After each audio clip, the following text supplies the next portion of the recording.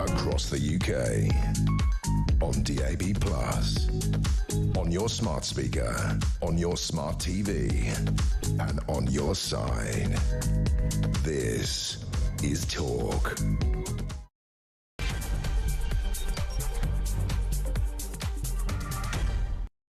This is going to be one of the most important shows that you have ever watched or listened to on Talk. And I'm going to tell you why. Because tonight we have suffered an attack as a group of people.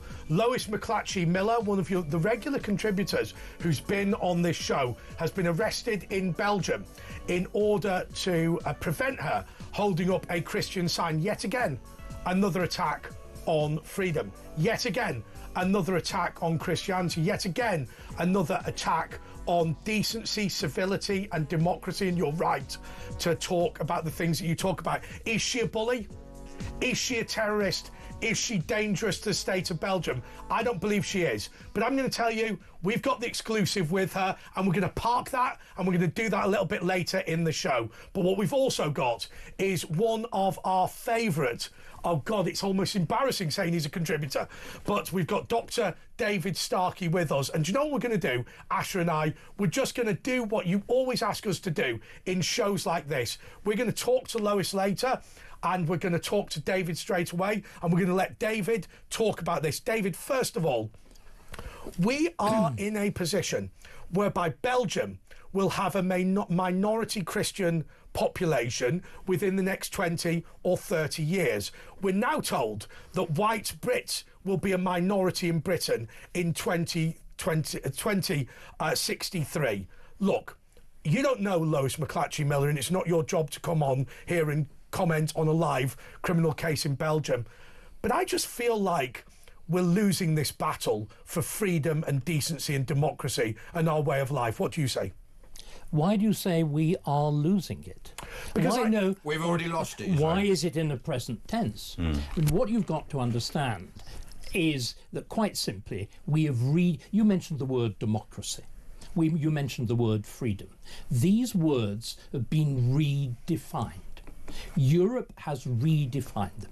It began in Germany immediately after the Second World War, and it spread out from there. This is what J.D. Vance was on about in Munich when he reduced the German president of the meeting to tears because he told the truth. He said, what you call democracy is the opposite of democracy. If democracy means anything, it means what we all knew it to mean, the rule of the majority. But it's been stood on its head to mean the protection of minority rights against the majority. The whole structure that we now have, our entire legal structure, is being completely transformed. And they try and they call populism is now actual democracy. That's exactly, a hated word. We've actually had to invent a new word, which is a yaboo, this is a bad thing word, for what we used to mean by democracy. And what I think we've got, you were using big language, deliberately and rightly. We are a marginal island. We're on the edge of Europe. There is the Atlantic. There is America. And the huge question that is going to face our politics now over the next few years is, do we join Europe in this managed non-democracy in which all important decisions are taken by lawyers or by experts, in which parliaments simply perform rituals? You've seen repeatedly in European countries, people winning elections have been ruled to be illegal. It happened in Romania. We are seeing it within a whisker in place after place after place. We are at the very last stage of this process before it becomes final and irretrievable in this country. Can it be dismantled, the institutions? The ambition of the Starmer government is to complete this. This is why Starmer looks completely frozen in the headlights, because bizarrely, the legal structures that he's embraced stop him doing anything. They stop him doing what he knows he's got to, like stopping the boats. They stop him doing the extraordinary, the fact that we're releasing criminals into the street. The whole thing, we are seeing a world in which our government doesn't work anymore, and yet those in charge embrace the structures that stop it working.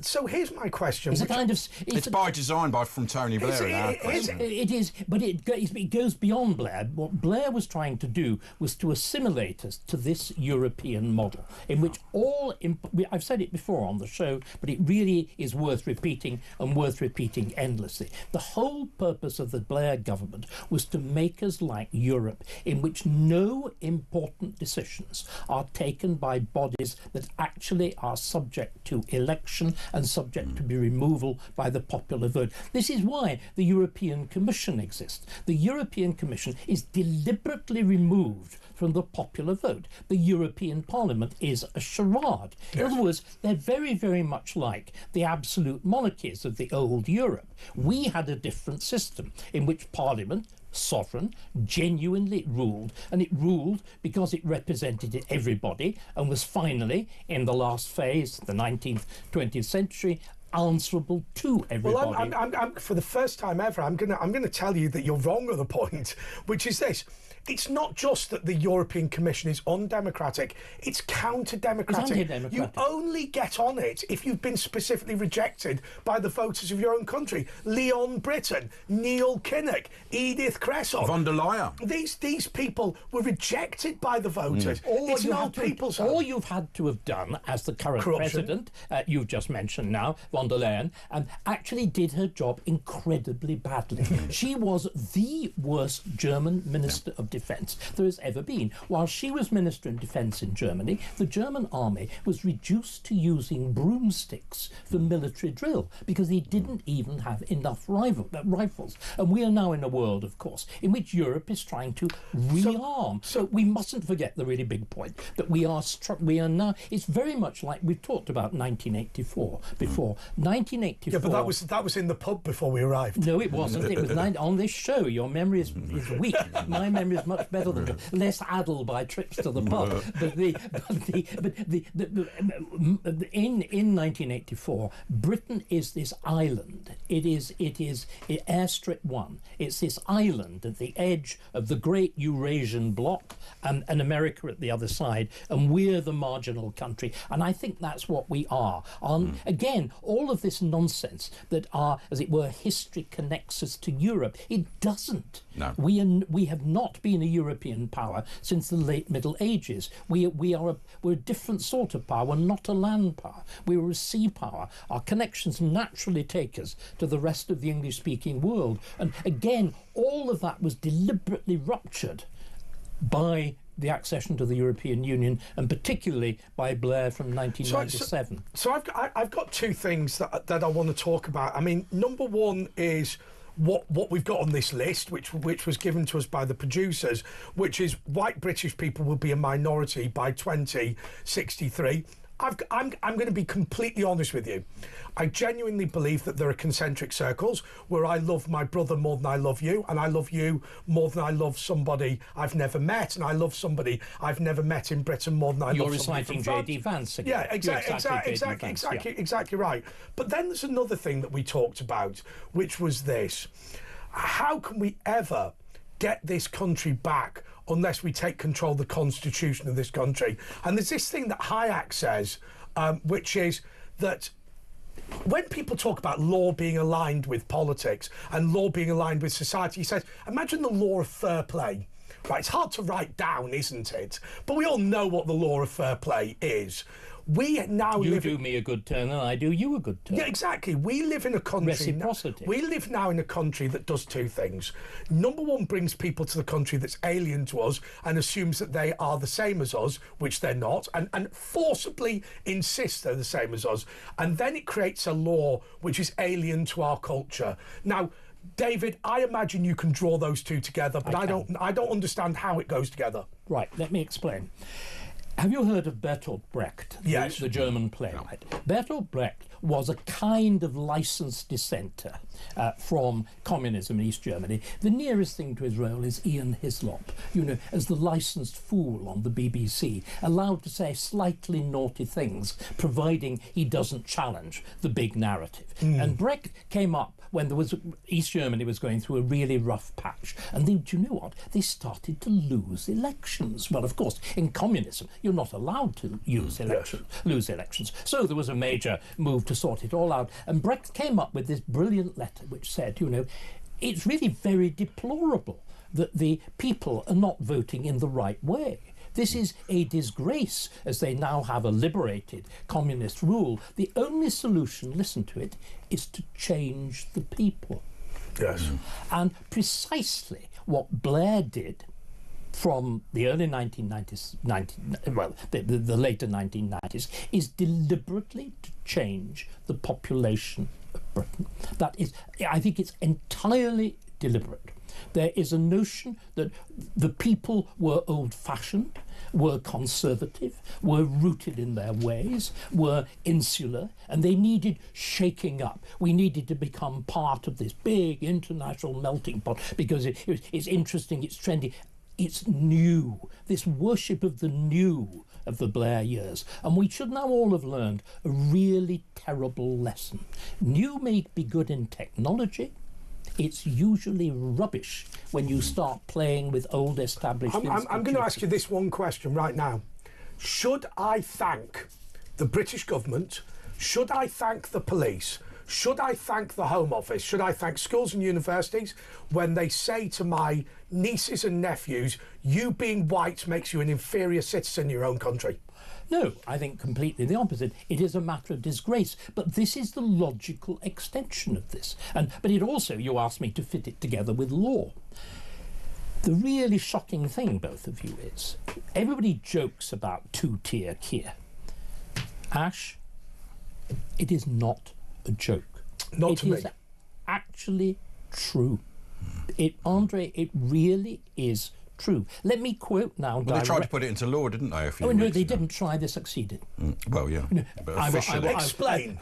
That's just what I'm going to do. The man who, more than anybody else, even more than Tony Blair, even more than Gordon Brown, is responsible for this complete inversion of everything that we thought was good about British law and I think largely British politics, because as Andre has just said, the constitutional law and politics is really what shapes us. When we talk about the constitution of a country, it's like the constitution of a person. It's the essence. It's the thing that gives shape, structure, health to the whole body. And the man who is more than anybody else responsible for perverting this is a man called Tom Bingham, Lord Bingham, the senior law lord. He is responsible for the introduction, largely, of the ECHR, of the European Convention on Human Rights, although Jack Straw was the political fall guy for it. He is the man, although he never sat on the Supreme Court, is responsible for the idea of the Supreme Court. He reinvents this new thing called the rule of law. Have you suddenly noticed? We've heard endlessly about justice, only the rule of law. Endlessly about not common law, not our traditional rights as Englishmen and English women, but human rights law and international law, this bizarre thing that apparently requires us not only to give away the Chagos Islands, but actually to bribe them with 30 billion. So let me, you asked me for a really specific point. I did. Well, I'm trying to give you an idea of the importance of Bingham. Bingham, when he was lecturing on all of this in Australia, he made precisely in legal language the point you were just making now. He said, human rights law, by definition, is counter-democratic insofar as it is deliberately anti-majoritarian. It rejects the dominance of everything by majorities. It says it is there specifically to protect minorities. But here's what I don't understand, but David. Just to conclude, because it's one of these statements. It's made in 2007, but it's actually prophetic, because he then goes on and says, what are the minorities we ought to protect? The mentally sick, the Roma, the asylum seeker, the criminal. Look at the cases we've just seen. Ruda Cabana, Kalokane, the rioting Roma in Leeds. But why? But here's the thing. And look, I appreciate I'm getting shouty now, but I'm upset. Here's what I don't understand. Why should I turn round to my law-abiding, decent family members and say, listen... Because you have the misfortune to share the same skin colour as Hitler. You have to surrender. You have to surrender yourself. You have to surrender yourself for sex with a pervert from Pakistan. You have to surrender yourself for that. You have to surrender yourself for that. I'm trying to explain to you. I know. That what happens is whiteness was associated... with crime. With essentially not simply crime, a fundamentally criminal culture, and nationalism as well, which is infinitely wicked. But let's just go back to the stage. It all begins with what was seen as the catastrophe of democracy in Germany. This is where it all goes back to. The argument that Hitler was elected, which is semi-true, and ruled largely with the consent of the German people, which I think is true. And at that point, the deep sentiment takes hold in our, as it were, elders and betters, that the people can't be trusted. The fundamental thing is that the left, the international left, the liberal left, the right-on, the good thinkers, the woke, know their ideas are deeply unpopular. They know they are hated, and they have to use, this is the bizarre thing, the machinery of human rights, which was originally designed to protect you and me against an overpowerful state, has instead been stood on its head. And it's been turned into a machinery by which the overpowerful state protects unpopular minorities who rapidly are becoming a majority. Exactly. By 2063, I mean, that will be their undoing, though, with these planners. It's going to be their undoing. Precisely. They don't care. They don't care. But the essential thing is, words have simply been stood on their head. Traditional legal values have been stood on their head. But the problem is, so few people have understood it. I didn't understand it. We all sat through Blair and we giggled. When he talked about a new country and having a glottal thought and trying to pretend to be a populist, we all laughed. We laughed at silly, flatulent Gordon Brown selling our gold reserves for tuppence halfpenny. We didn't take it seriously. And Boris Johnson, we laughed at him, and then he laughed at Boris Johnson. I'll tell you what we're not going to do. I was going to ask you a question. Look, it's 20 past. We do need to go to a break. But here's what I'm going to say to all of you. This is a really important night. This is the first time that this show has come under attack. With Lois McClatchy-Miller being arrested in Belgium, attack by the Belgians, probably not that nervous about it, but nonetheless we've got David Starkey here to talk about all of the implications, not just of the arrest of Lois McClatchy-Miller tonight, but also of the attacks on our freedom, on our democracy, on our society, and also the fact that we've been told by the University of Buckingham today, you'll be an ethnic minority in your own country. But hey, let me tell you something else. Don't worry about it, because you're already being racially abused by these people. We're going to have a special show tonight in which we talk about how we can take back control of this country, how we can save Britain from this appalling attack. And I will tell you, Dr. David Starkey is without question the leading person in this country to discuss it. And that's why I'm going to say to you, we've had a message saying, what's Andre done to his hair? Screw you. Don't care. 0344 499 1000. If you believe in saving this country, why don't you call us? And Dr. David Starkey is sat here. 0344 499 1000. Have you found yourself arrested by the thought crime police? 0344 499 1000. Are you one of those people who is worried about the racial discrimination that your family is suffering? Are you worried about the fact that whites need not apply for jobs at the BBC? Are you worried about the fact, hey, by the way, I'm going to tell you something about Dr. David Starkey. You know, he came from a poor family in Kendal. I just wonder whether you can rise to the top of this country in academia, at the LSE, at the BBC, if you're a white kid from a working class background. Now, I suspect absolutely not. If you're worried about that, 0344 499 1000. We're going to go to a break and then we're going to stir this thing up. Back next.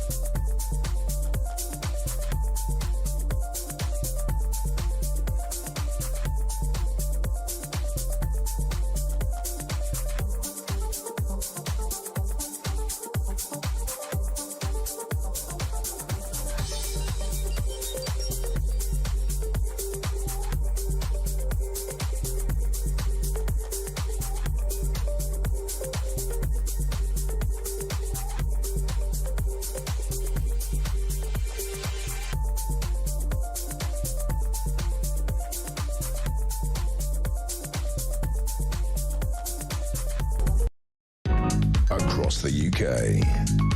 On DAB+, on your smart speaker, on your smart TV, and on your side. This is Talk. Well, this is going to be one of the things that has divided the viewers and listeners of this channel, which is about Sarah Porchin.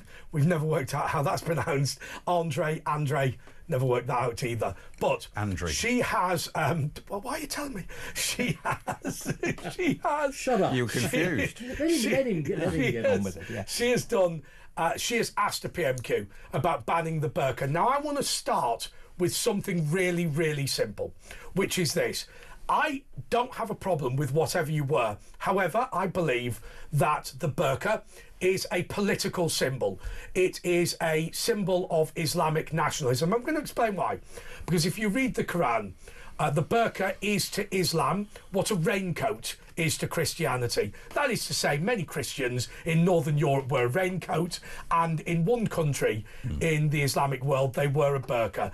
And I'll tell you why they wear a burqa. Very, very simply, they wear it outside because of sandstorms in Saudi Arabia. Eminently sensible, decent item to wear.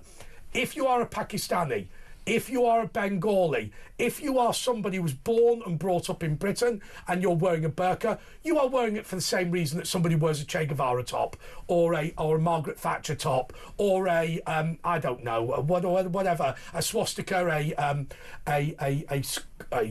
whatever it is, square and compass for the Freemasons, I was going to say, or indeed a hammer and sickle. It is a political statement for me. Now, I strongly believe that you should have the right to make whatever crazed political statement you want. And if your political statement is that Britain is evil and terrible, then make your political statement. However, I worry about the following. Wearing a face covering is something that is extremely intimidating in our society, in our community. This idea that a school teacher would wear a burqa, which, by the way, the face coverings are not supposed to be worn in front of children, but okay, fine. People say that.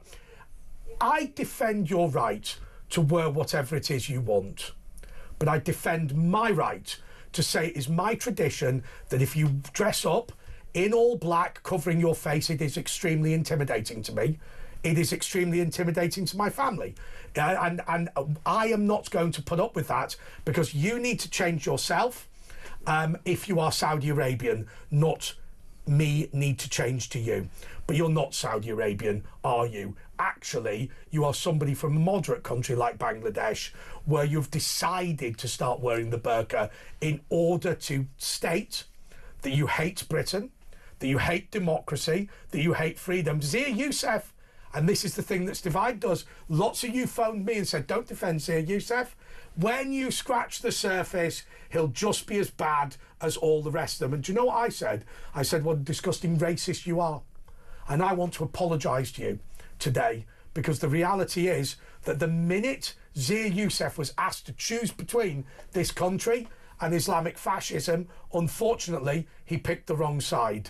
David Starkey, your view? I think there are two big questions. The first one is yours about intimidation. Also, the fact that it covers illegal behaviour. Covering the face, being masked, being hooded. And you will not believe this, but for most of our history, wearing a hood and covering your face was illegal. Because it was seen as a sign of intent. You got the death penalty in about the 1600s if you went out with a blackened face for burglary and stuff. I'm not sure whether it was quite that. I mean, your knowledge of this may be better than mine, Ash. God, there's a big question mark. Big question mark hanging in my voice. He didn't get that. Big question mark in my voice.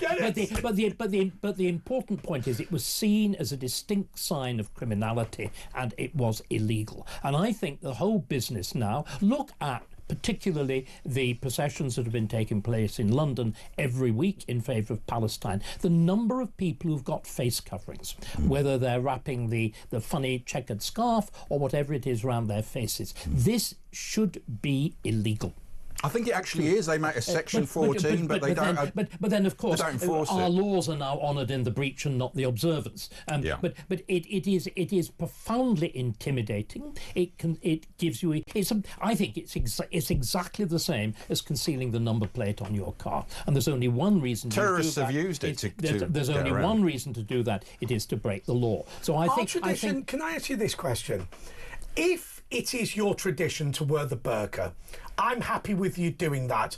A small number of Saudi Arabians come and visit London. Very few of us ever meet them. But, I mean, if you go to Harrods, you'll see quite a lot of them.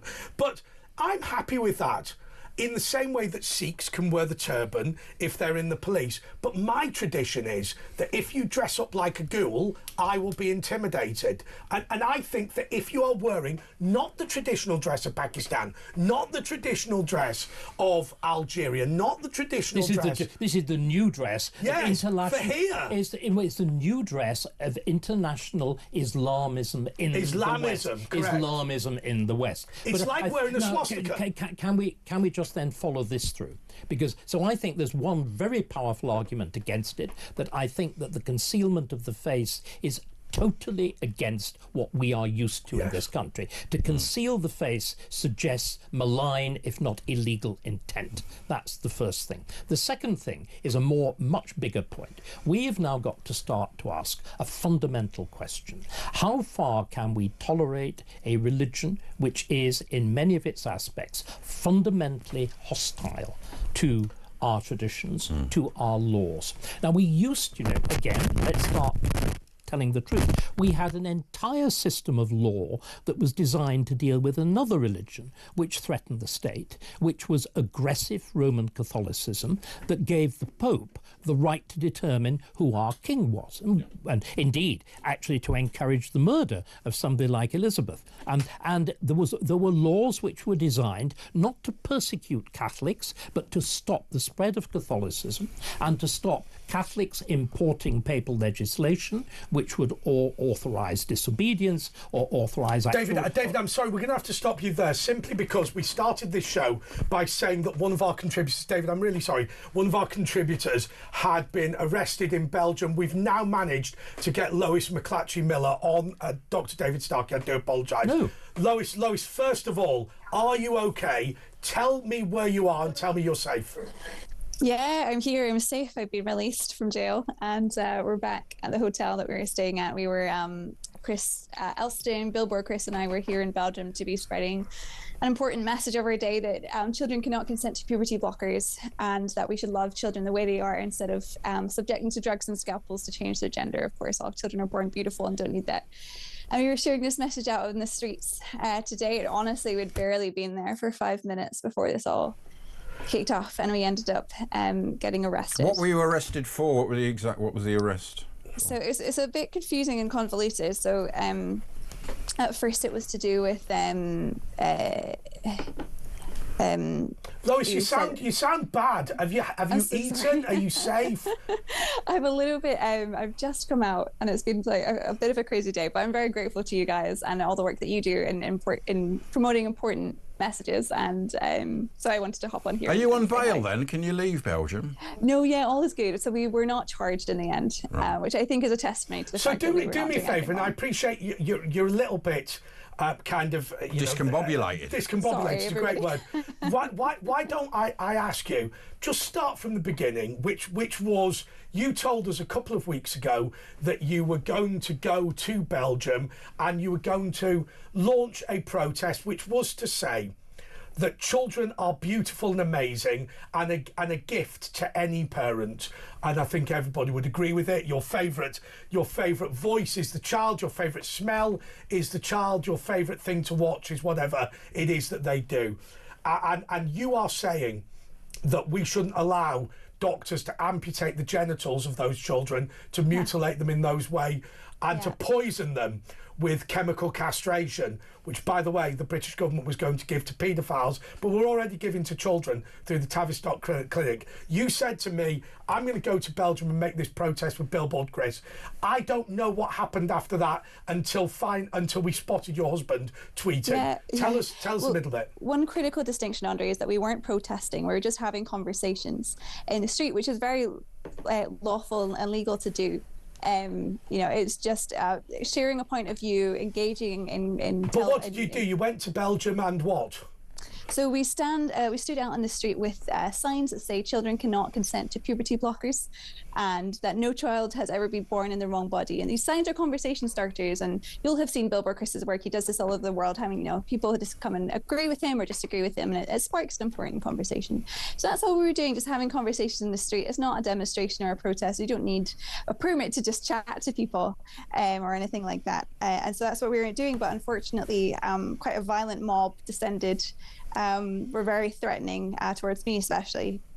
And I actually called the police because I was in fear for our safety. And were you sort of arrested for your own good, like they say over here? You were looking too Jewish at the Palestinian march. I mean, is that why they did it, and that's why you didn't get charged? Well, it was very convoluted, and along the way we had very mixed messages from police officers.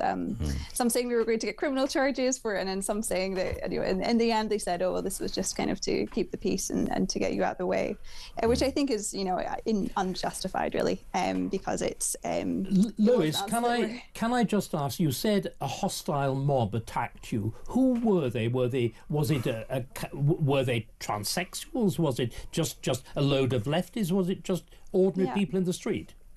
Well, what I think happened is I did see somebody spot us early on who was kind of dressed all in black, and I saw them kind of take some pictures and get on their phone, and I wonder if they kind of summoned a lot of friends to come. Because it was very interesting. A lot of them all were wearing black, which I was kind of surprised they'd managed to coordinate. And so, we don't have a clear idea. You said they were wearing black. In other words, they looked like Antifa? They looked like it. I mean, at this point, I really have no idea who they were or where they came from, but they were all kind of wearing a lot of them. Were they a renter mob sort of thing? Were they masked? Yeah. Some of them had masks on, yeah. Which does make the point. That's exactly the point that I was making. The whole way in which the left now turn up, looking exactly as fascists used to. There's an extraordinary inversion. The use of direct mob attack is now largely from the left. Jews in America have actually now started saying this publicly, whereas it used to be the KKK and the extreme right. They are now subject to attack from by the left. way, I just want to say something, and I've never said for anybody to break the law in any way whatsoever on this show, but I just want to say to you, Lois, if you are required to go back to a police station in Belgium, my advice is to leave the country via Schengen and never talk to the Belgians again. And I'll tell you the reason, because we have a right in this building, and you are part of our family and part of our community, we have a right to do journalism, and the fact that you have talked to people in Belgium and been arrested for it, screw them. Let the Belgian embassy have a go at me. Let the Belgian embassy have a go at our viewers and listeners. That's very, very kind of you to say, Andre. I do believe in freedom of speech, and I believe that having conversations in the street is a right that every citizen has, whatever they want to speak about. So I want to now say one final thing to you. We're incredibly proud as a community of what we do, and we're incredibly proud to have you as a contributor. I know your husband was dreadfully worried in the past couple of hours, and so was everybody who was aware of it. I swear to you that this company will absolutely defend all of its contributors. We don't care whether it's a nation state. We don't care whether it's an international terrorist body. You have the right to stand up for free speech, and I'll tell you, they'll have to invade this floor before we stand down. But more importantly, let me say to you, Lois, you seem a little bit dazed, but you are absolutely fantastic, and we're incredibly proud to have you. You're an asset to this country. You're an asset to your religion, my religion, and you're an asset to this channel.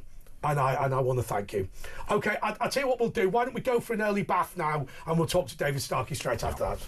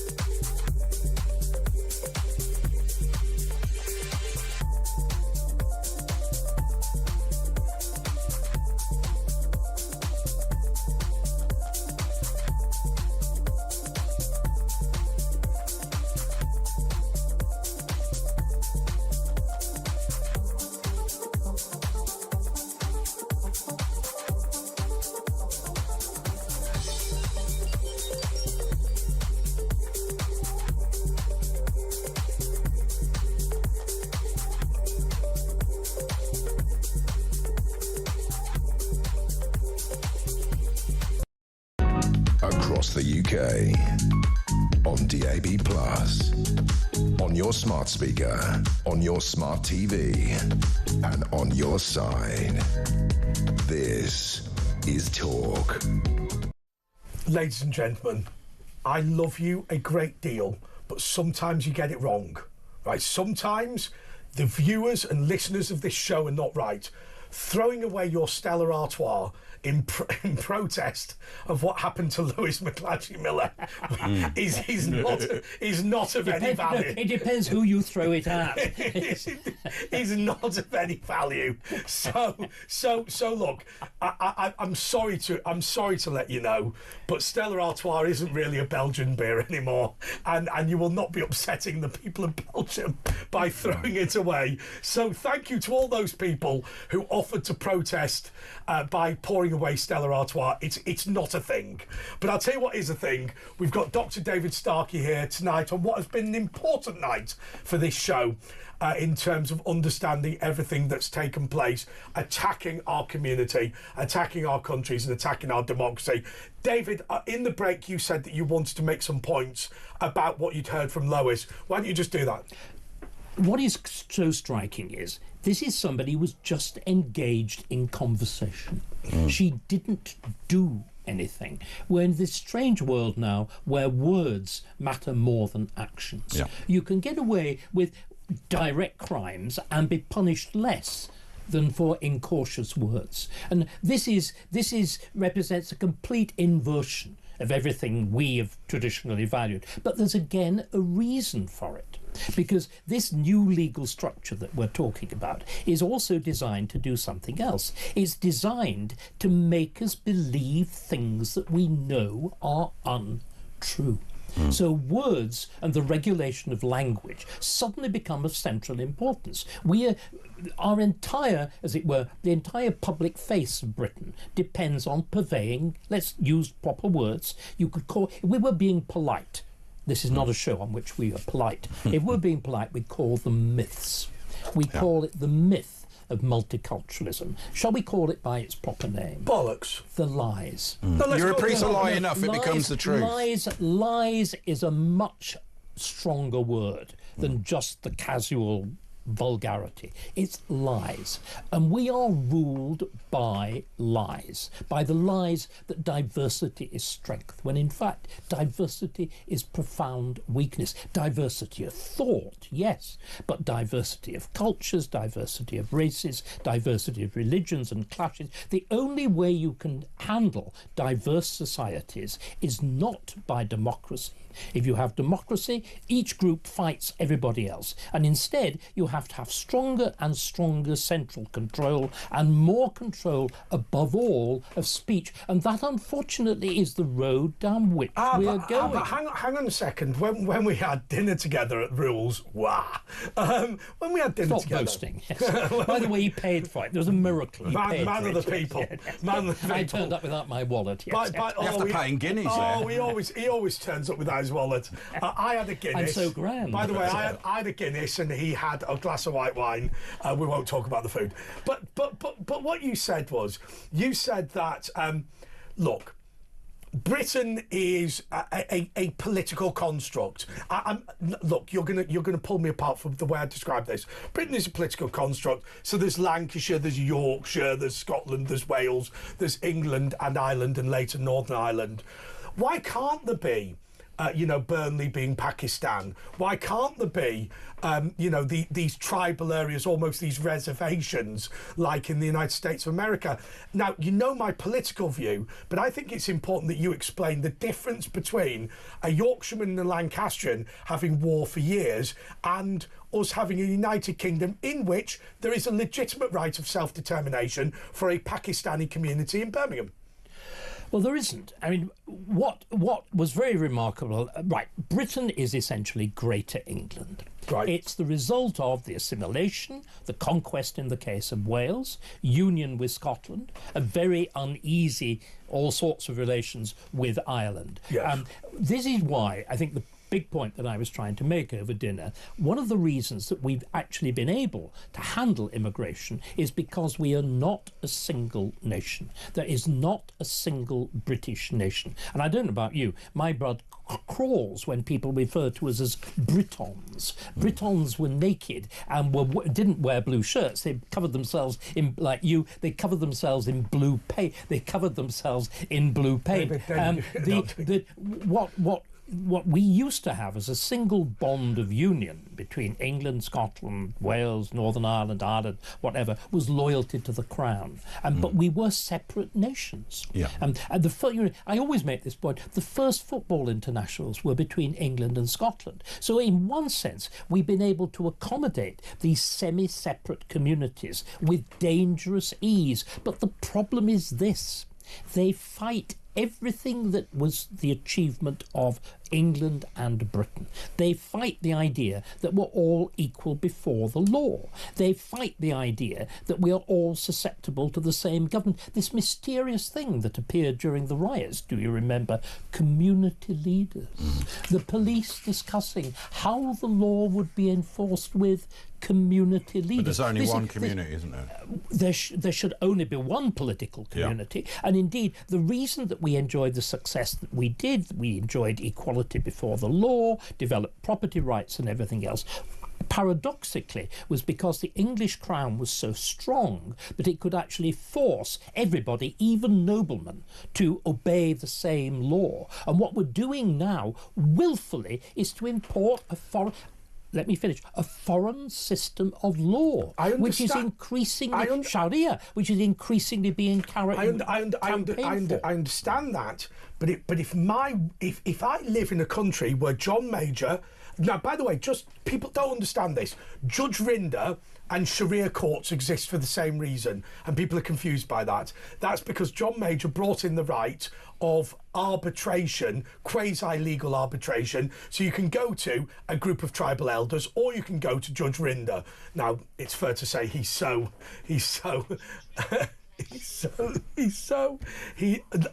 Rinder is so up his own bum that it's unlikely that he'll ever complain, he'll ever be anything. But look, let me make a serious point.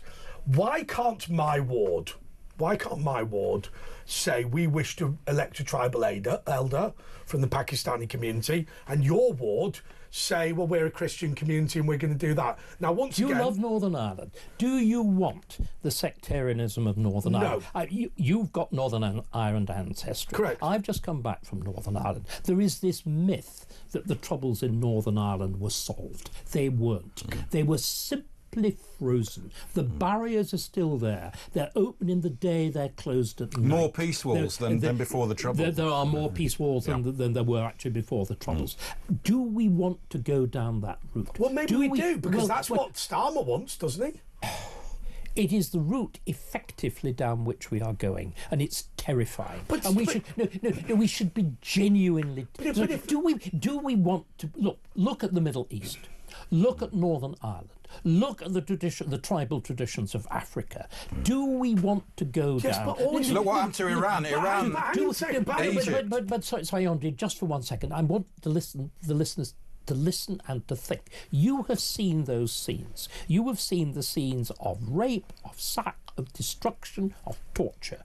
We, once upon a time, 1,000 years ago, had things like that. We got rid of them. It was the triumph of our country and the triumph of our politics to do so.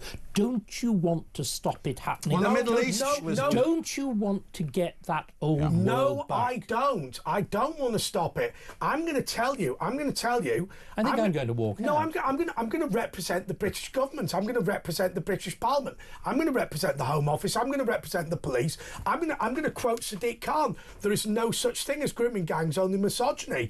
I'm going to... I think we've used the word lies, haven't we, Andre? And you're now just repeating official lies. But the point is, it is the policy of your country, my country, to balkanise this country, to create race wars. Can I tell you something? Asher Gould's a Jew. Do you think these people have a future in this country? Well, no, I mean... But sorry... All of that. Never. Obviously, there are tendencies which are leading in exactly that direction. So people like Jess Phillips, the minister supposedly in charge of doing something about this, has actually encouraged it by her own language. But we've all got to stop just doing what you've done, to saying this is unstoppable, this is happening. Anybody who cares about their country has got to do one thing, to say, I do not want it. I will resist it. Not resist it as was done with the riots, not resist it by posting stupid tweets, but by informing yourselves, becoming politically active, joining parties that will do something about it. We have a duty as citizens, if we value those freedoms and everything that mattered about us, to do something, not to be fools, but to come together in genuine, honest, decent political action. Let's go to a break now. Now listen, every single time we have David Starkey on, the number one complaint is, let David say more. We're going to come back from the break and we're going to have a few minutes with David. And I'll tell you what I really, really, really want to do. I really want David to come up with some practical solutions. He started talking a little bit about it because I know you and you know me.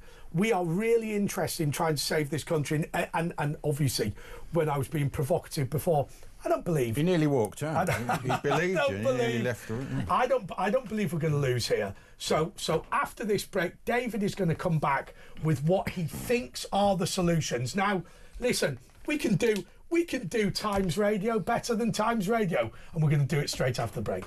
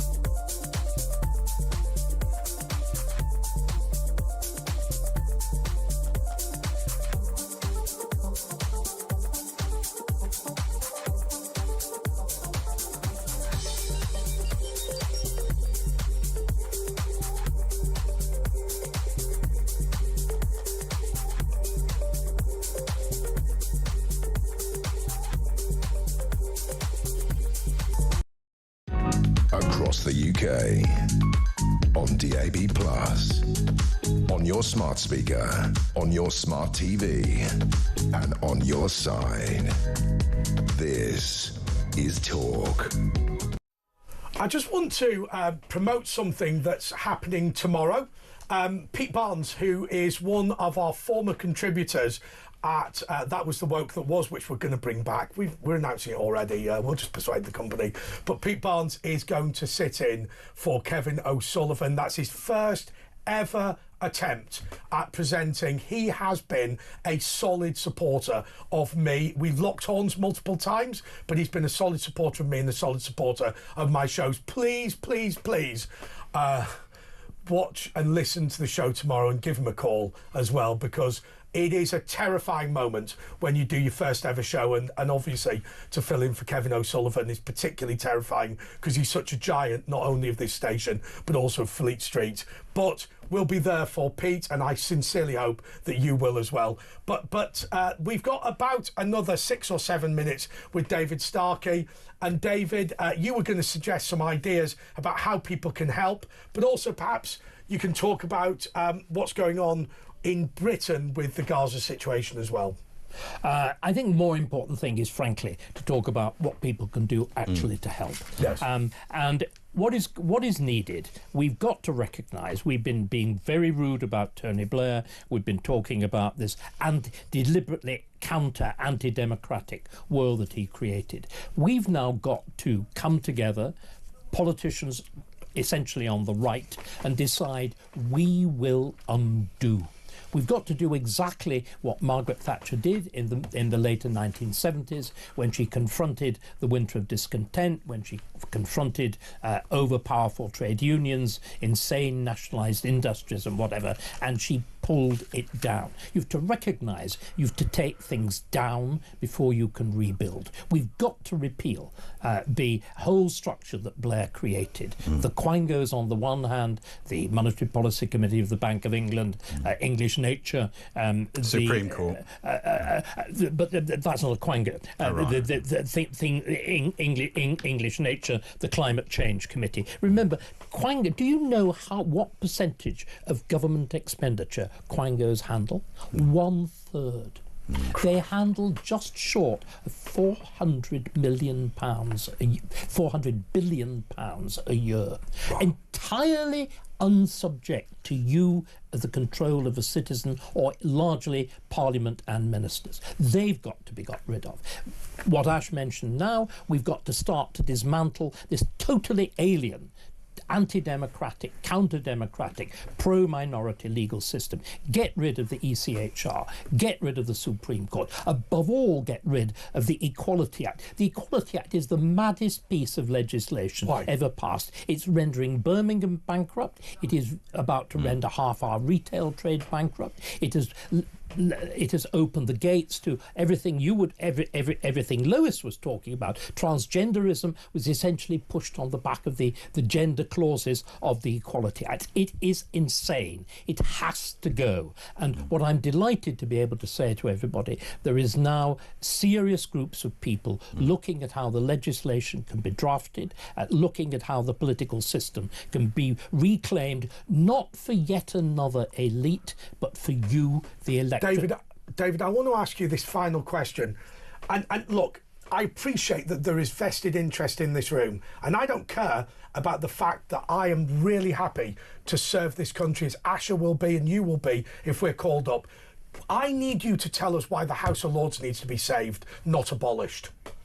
We need, if finally democracy, Parliament is to resume its proper job of actually governing or government through Parliament, we've got to have people who can handle the detailed, the precise drafting of legislation, who understand the immense range of complexities behind it. At the moment, all this is franchised out to Quangos. Yes. What you need within Parliament is a body of serious expert opinion who are prepared to submit finally to the democratic will. But we've got to deport en masse or the democracy won't work, because we have people who don't like our culture. Do you mind if you don't answer that, because we've only got a minute, and we can debate that in a minute, but here's the point that I want to make to you, and I'm asking this question deliberately.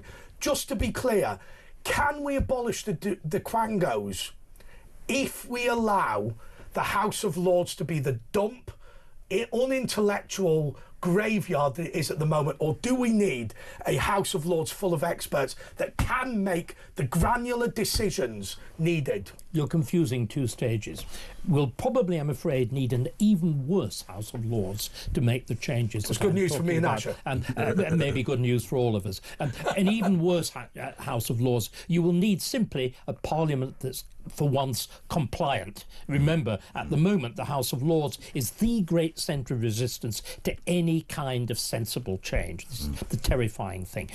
I'm afraid things will have to be undone. Then, as part of the process of reconstruction, because my idea is, and the one that is being picked up, we need the great repeal.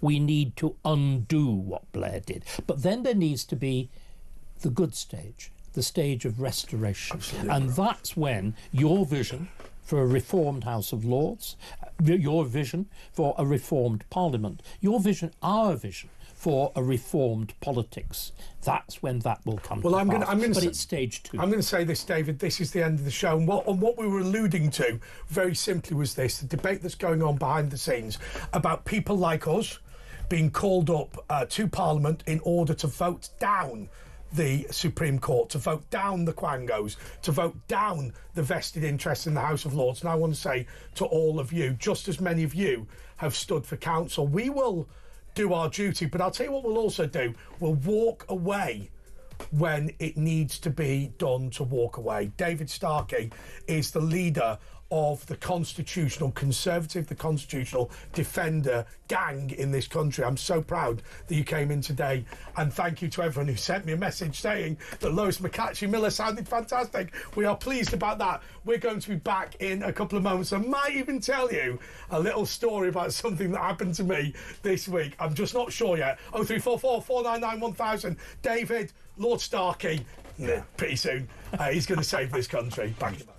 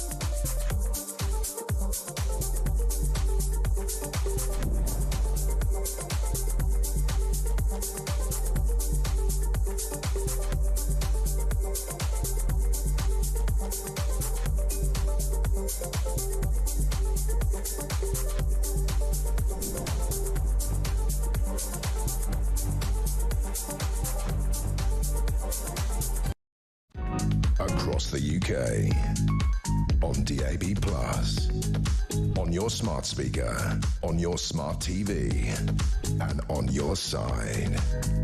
This is Talk.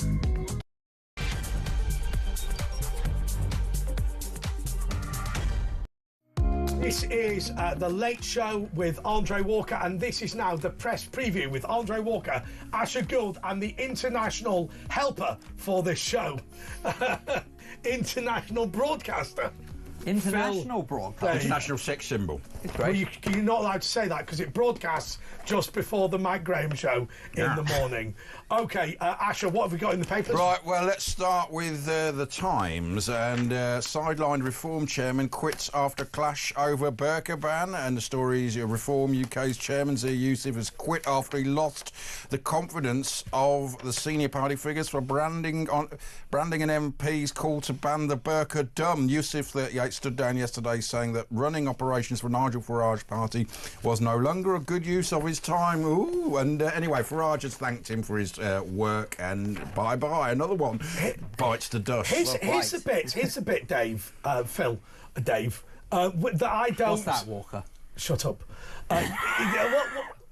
So Phil, here's the bit that's going to be really interesting for our viewers and listeners. We've had so many people who've said, should Goldman Sachs, investment banker, elitist, and they've also said Scottish Muslim guy be the chairman of Reform. Could he be trusted to push forward with these things? I will tell you that I don't believe that a discussion about a burqa ban is Islamophobic. I've always said a burqa is to Islam what a raincoat is to Christianity, i.e. a raincoat isn't in the Bible and a burqa isn't in the Quran. But so many people are going to now say, oh, come on, this was inevitable. Farage likes money more than he likes principles. Maybe. I mean, look, I personally, on the point that you're making about whether or not sort of a discussion about banning the burqa is indeed Islamophobic, well, let me tell you that there are many Muslim countries who have banned the burqa. So let's be very clear about that. So let me just say, I don't think that banning the burqa is Islamophobic. I think banning any clothing is stupid. I don't think it has anything to do. Now, face coverings I might have a different view with, but I don't associate banning the burqa with Islam in the same way as I don't associate banning a balaclava with Northern Ireland.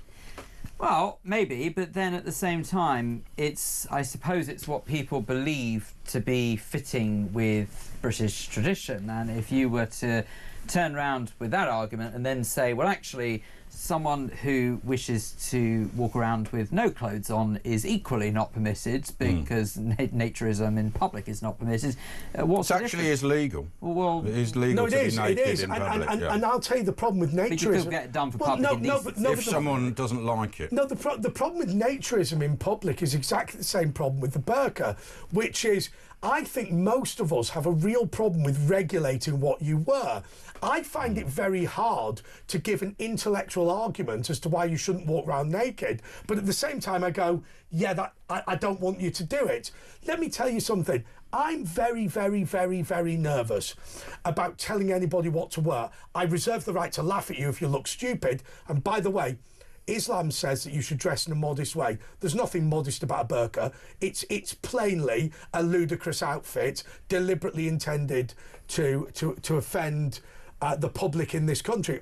In my view, it's even worse. It's designed to suppress women, and that makes me even more sick. Sure, it's the dress of Saudi Arabia, where there's but it's the face covering that is the bit that really would be banned, correct, isn't it? It's not the other bit. You can wear what you want, but it also just for general purposes. If you go in public, seeing someone with a face covered obviously there's a security risk, but it's intimidating for that reason. Okay, so on that basis, then, do you think that someone who wishes to walk around wearing a Nazi uniform should be told they can't do that?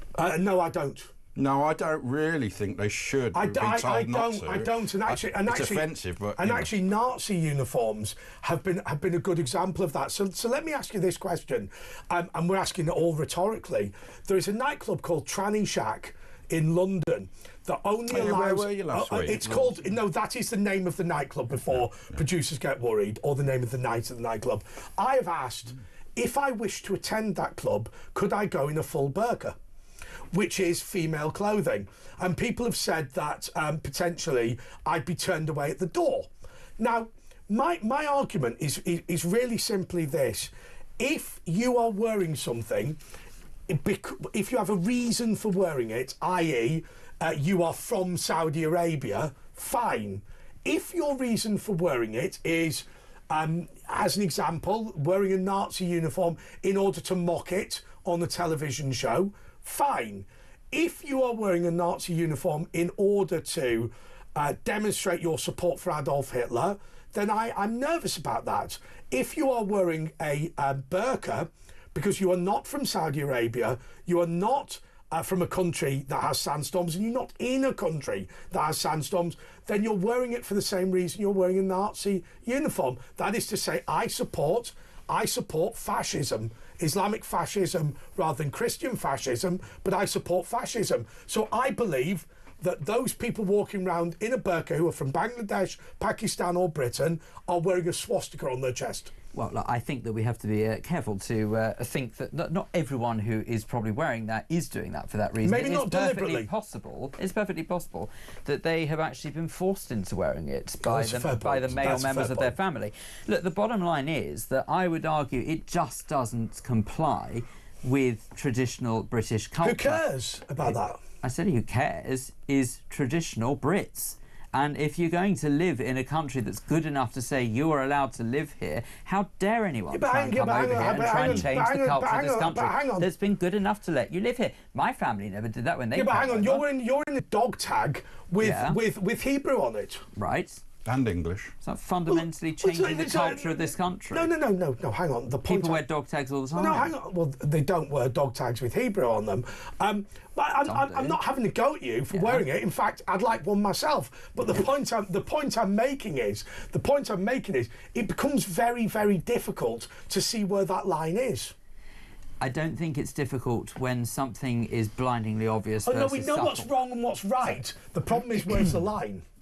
Well, the line is, I would have thought, is that sort of if you're talking about a small piece of jewellery, I understand completely what you're saying, but if you're talking about an inoffensive piece of jewellery, and by the way, it is inoffensive, if anyone questions what the actual wording says, I can very happily explain What does it say? Well, it says it in English underneath, bring them home now. It's bring them home now is the English, but in Hebrew it actually says our hearts are in Gaza. That's what the actual Hebrew translates to. Which, by the way, is not necessarily a win for our audience. It may not be a win, but it would be if you understand that that refers to the hostages being held against their will. Okay, that's a reasonable So our hearts answer. are in Gaza does not refer to terrorists being blown up, who frankly can't be blown up. I think what people might think it meant is we wish to invade Gaza and occupy it. Oh, good God, no. But it doesn't matter. No, the bottom line is, what I'm trying to get at is about intimidation, I think there is a very distinct difference between a simple piece of jewellery that I very much hope one day I don't have to wear anymore. And for the record... You don't have to wear it now. When all those hostages are returned, I will not wear it anymore. Yeah, but you don't have to wear it now. You don't have to wear a burka. No one says I have to, but No, it's a political... But my point is, it's a political statement. It's a political statement, by the way, Phil, that I entirely agree with and entirely support. No, I know, I get that. But what I'm trying to get at is that there is a point where this will stop. And if you're telling me there is a point where someone wearing a burqa will stop, period, well then okay, then fine, then let people walk around and come out. It's just saying release hostages. It's not really a political statement. What if I was to walk around with a dog tag that says, I believe all the hostages should die, screw the Israelis? How would that... The problem is, what I'm trying to think about... I wouldn't agree with this. I think it was very strange. What I'm trying to think about is this. I am convinced that Zia Youssef is completely wrong. I'm convinced that outside a country with sandstorms, can I tell you something? If I was walking around Saudi Arabia, I would have a face covering. It wouldn't be a burqa because that's a woman's piece of clothing. But, I mean, bluntly, I probably... If they'd allowed me to, I probably would do that because it's a good way of ensuring you don't get harmed by the sandstorm. Well, no, it would probably be one of those, there's a calife or something like that. This scarf. You look better in one of those. But where does it, when does dress I have a right to wear end and I'm making a fascist political statement begin? Because I'm convinced, and you disagree with me, Dave, Phil, Dave, you disagree with me, but I maintain that if you are not in Saudi Arabia or you are not from Saudi Arabia, a burqa is a statement of Islamist fascism. Now you're saying I'm wrong, and I accept that. No, I'm not saying that's wrong. Personally, I sort of agree that it's sort of like it's die-hard Islamism that sort of that is. Sort I mean, if I wore a raincoat in Saudi Arabia, people would think it's crazy. What I'm saying is, if someone is wearing it, it doesn't necessarily mean that they support it. It may mean that they are actually being forced to wear it by male representatives of their life, male family members of their life. So look, the upshot is that as far as the banning of the burqa is concerned, it's a very simple argument, I believe. It is not historically associated with British culture. We are rapidly losing British culture in this once wonderful country, and it really has happened disturbingly quickly. And as far as it's an attack on British culture in a way, isn't it? So many others are concerned is that if someone is that anti-Britain and doesn't want to live with British culture, don't live in Britain. Is Zia Youssef, and this is the question that people have asked, is Zia Youssef somebody who was ever appropriate to be party chairman for Reform? Because I'll tell you something, you know, what are these people after? You know, we made a joke, sorry, we made a comment about this earlier. Let's be really honest with ourselves. You've thought about it, I've certainly thought about it, Asher thinks about God knows what. But look, when Reform come into power, they're going to need 300 members of the House of Lords. Right, 300. That means Mike Graham. That means Julia Hartley-Brewer. That means Andre Walker. That means you have to draft a lot of people. right? We've all thought about this. The question that, by the way, I'm not saying I've accepted, I'm not saying it's been offered, but I'm saying live in the real world. All of these bloody donors, including Zia Youssef, know Nigel Farage needs to appoint 300 peers. Was Nigel Farage irresponsible to not take that into account when he brought somebody on board who is now supporting your right to wear a fascist symbol? No, well, not at this stage, because I would say that sort of it's still very early days for reform, and as much as I think there are plenty of people out there who would like to see reform shake up the current wave of politicians, and arguably they have already done so, that they have quite a way to go before they actually sort of get through number 10. Yeah. Now, that doesn't mean to say that they won't, by the way. I'm not saying whether or not I think they will or they won't. My point is that we are still at least 4 years off of another general election, and even then there would have to be one heck of a turn and a shift in politics in this country. It's not the point I'm making, though. You know it's not the point I'm making. No, I know. But what I'm trying to get at is that in order to make that, in order to then start passing laws, yes, I agree, they're going to need the backing in the laws. Look, I don't mean to be critical, but Nick Candy, you know, Zia Youssef, all these people have jumped on board because they're thinking Lord Candy of wherever, Lord Youssef of wherever. They're all thinking that, right? Now my own view actually is that we need to be more circumspect and sensible about this. But everybody's jumping on the reform bandwagon because they think they'll get a seat in the House of Lords. That's fine. Competition's fine. Was Zia Youssef brought on board as reform chairman because he was buying a peerage, or did you know, if his views are contradictory to Nigel Farage, what was the argument in favour of the man who's got £100 million? Honestly, I think it's a deterrent. I think because if you consider the number of people who, before Zia Youssef became the chairman of Reform, were accusing Reform of basing their policies on racism and on, some might even say, fascist tendencies, what better way to disprove it? What better way to disprove it and say, well, hang on a second, you can't possibly say that. Our chair believes that, and he's from a minority. It was useful in that way. It's a reasonable point, but it's also cheap politics. Listen, this is the press preview with Andre Walker, Asher Gould, and our guest co-host, who is not called Dave, he's called Phil Dave. and I've always been criticised in this job for forgetting people's names. Yeah, our last guest was Dave, although he had a go at me. I don't like being called Dave, so don't ever call him Dr. Dave. Do I. And I said to him, you're my wife now, Dave. More next. Phil Dave.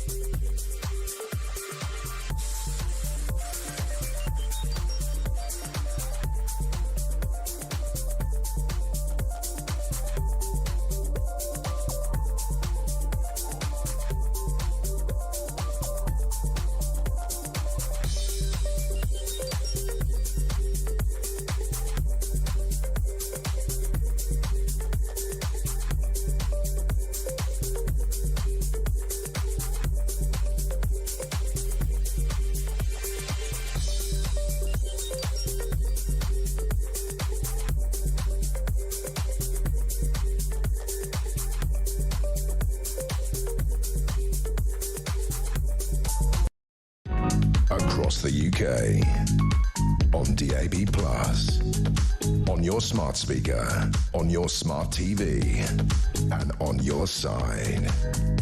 This is Talk.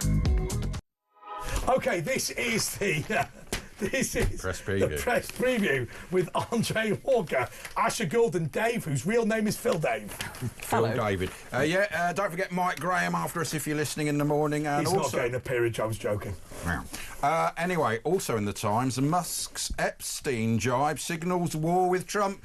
It's all falling out there. The row between Trump and Elon Musk descended into an all-out war of words yesterday as a former White House advisor accused the US leader of appearing in the Epstein files. He doesn't hold back, does he, Elon Musk? Musk, the world's richest man, left his job as head of Trump's government efficiency drive on Friday after a friendly joint press conference at the White House. He has spent the days since lambasting Trump's signature economic proposal, dubbed the One Big Beautiful Bill, saying its measures do not do enough to get Americans, and Trump has already threatened to remove the contracts from Musk. So what's your views here?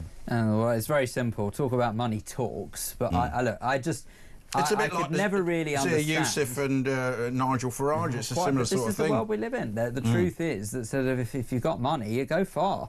You know, I don't personally understand why the heck Musk was actually put in with Trump as an advisor in the first place. I mean, obviously I do understand. But he was good with the Doge, and he's got a good mind for like analysing data, and then and he has perfect. So let him be used in that capacity. Don't have him. That's what he was, wasn't he? Senior advisors to Trump. Can I ask you this question? Which I was watching a programme about Neil Fox. I was watching a programme about Gambini or whatever his name is. Paul Gambaccini. Paul Gambaccini. There is a suggestion that Jeffrey Epstein, A, had a list of important people, B, blackmailed people, C, invited important people to have sex with children on his private island. Right, now, let's just be clear. We know he definitely had sex with underage people on his private island. Now, we are talking about 16, 17-year-olds. So it was illegal in the American Virgin Islands. It would have been legal. But they were also properly underage. Can we just try and break the association between Neil Fox and Paul Gambaccini? Allow me to... They were exonerated. They were found nothing happened. Allow me to finish this. Look, the fact that you are on a list of people who, Jeffrey Epstein had the contact details for, does not mean that you went to his private island, does not mean necessarily that he blackmailed you. But I worry very, very much about this idea that if your name's on this list, automatically you're a child sex offender or a paedophile. There has never been a suggestion that Donald Trump has been to, this island in the BVI. There's never been a suggestion. And I will tell you, and everybody's going to invade this show with complaints, like they always do, when I say, I don't believe Prince Andrew's guilty. I believe he's a moron. He's never been convicted. I believe he's a moron, and I believe that he hung round with this man on the basis that he wanted free holidays. I don't believe that Victoria Guthrie, whatever her name is, God rest her soul. I genuinely don't. Now, I'm not a court, so if you say, well, Andre, you don't know what you're talking about, that would be correct. But I just worry, if my name was on the contact list of Jeffrey Epstein, if Ash's name was on it, it's not. If your name was on it, what difference would it make? Well, no, just before you answer that, the other thing to point out here, the reason there's suspicion is because 0 people have been arrested for all these trafficked girls that Ghislaine Maxwell's been put in prison. Epstein mysteriously died and a top pathologist said he didn't hang himself. So there's 0 people been convicted of anyone being trafficked to them. So that adds suspicion, doesn't it? But what if it was blackmail? What if the reason that Jeffrey Epstein, by the way, was a maths teacher in New York and 10 years later was a multi-billionaire who could buy an island? What if he was somebody... Some say he was CIA, wasn't he, filming it all? Who'd injected himself into social circles and blackmailed people. So, and Trump's on the list. Trump should stand up and say, yeah, maybe I am on the list, maybe I'm not on the list, screw you. Well, let's put it this way. There is someone that I used to work with, and I wouldn't say I necessarily saw this particular individual on a social footing, but I used to work with them all the same, and they are now currently serving time in prison for exactly what Epstein was convicted for. And let me be clear, I mean, you'd never have known.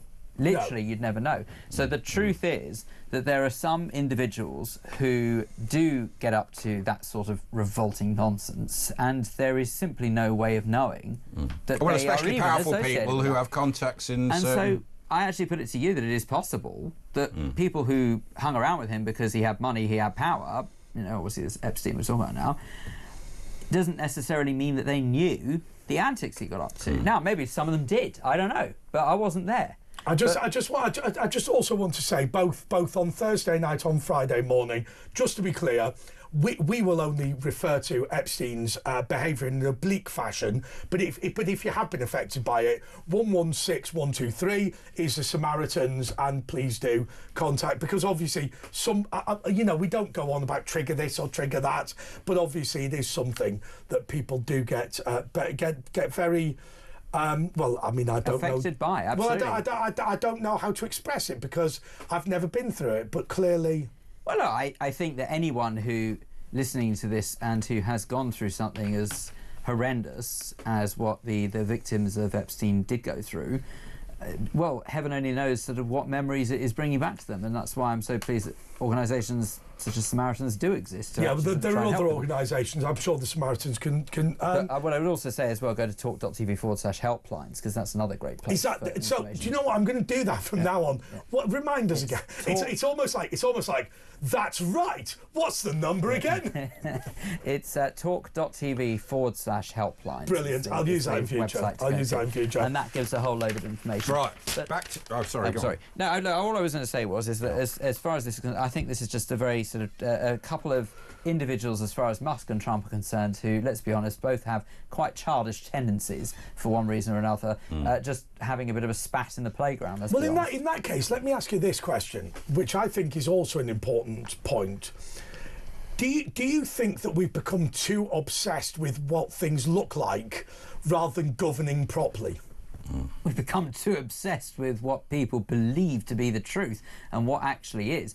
And as far as I'm concerned, I want to live in a world where someone is innocent until proven guilty. Well, I'll tell you what I think. I think we actually live in a world where Parliament is not as important as a media studio, because the quality of the debate that we have, the quality of the debate that takes place at Times Radio, the quality of the debate, admittedly in a different field about talk sport, is superior to what happens at the House of Commons, and I worry about that. Well, I think it's more accessible to people who I don't think it's more accessible, I think it's better. Well, but it's more honest, I think. Yeah, but there is a more accessibility to people, for example, who want to have their opinions heard, and they otherwise wouldn't feel Have you heard. watched the debate in the House of Commons? Yeah, frequently, weekly. It's they're crap. Yeah. I always hate that. I always hate that. In the time of Dickens, I always hate when people say that. But in the time of Charles Dickens, people in the press gallery of Parliament used to write word for word what was said in parliamentary debates, and people used to buy the Times or the Daily Telegraph or the Manchester Guardian, that's good knowledge, the Peterborough Telegraph, by the way, and they would read them word for word. Nobody watches BBC Parliament apart from me and you. I guess not many people do watch it, but hey, what can I say? But is there much point? As you say, they're useless politicians now. It really is dumbed down. Really poor quality. Listen, given half a chance, I've said for a very, very long time, up to me, I'd say that we should have a constitution in this country that clearly states that a member of Parliament can only sit for as long as 20 years and then they are gone. Complete, regardless of where regardless of where that position is. That's a bit long, 20 years. Do you know what I'd do? You say that, but some people have to build up to high office. I'd make party whips a criminal offence. No, I'm not. It sounds like a joke, but if I said to you, well, then how would you know someone's affiliation? Okay, well, let me ask you this question: if I told, imagine you did this would be one of the most illegal things you could do in this country. Special branch would arrest you. Imagine every time one of your family members had a problem, you noted it down in a book and kept it in a safe in a royal palace under armed guard. And you only took it out when they decided to vote in a way that you didn't approve of in a general election. And you said to them, if you do not vote the way I want you to vote, I'm going to expose to the media that you got arrested in 1986 for machine gunning a disabled home, right?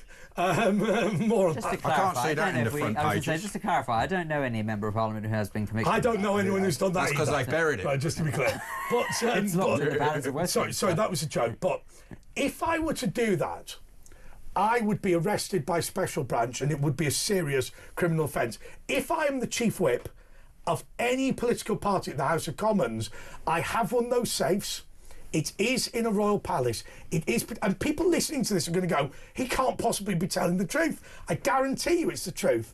So, Phil Dave decides, as Member of Parliament for Southwark, that he's going to vote against the Liberal Democrat position or the Conservative position. I am legally entitled to open that book as the Conservative Chief Whip and say, Phil, if you do that, I will expose the fact you cheated on your wife 3 years ago, and I've got the photos. Don't tell everybody. I've got the photos. That would be blackmail. That would be interference. That would be, I mean, that would be electoral fraud if it was an ordinary person, and yet it is entirely legal in the Palace of Westminster. We've got to get rid of that. Very hard to argue, but I guess the question comes from that is, how often has that been exercised? How often has that been used? Can I give you an even bigger shock? Every single week, the assistant whips meet.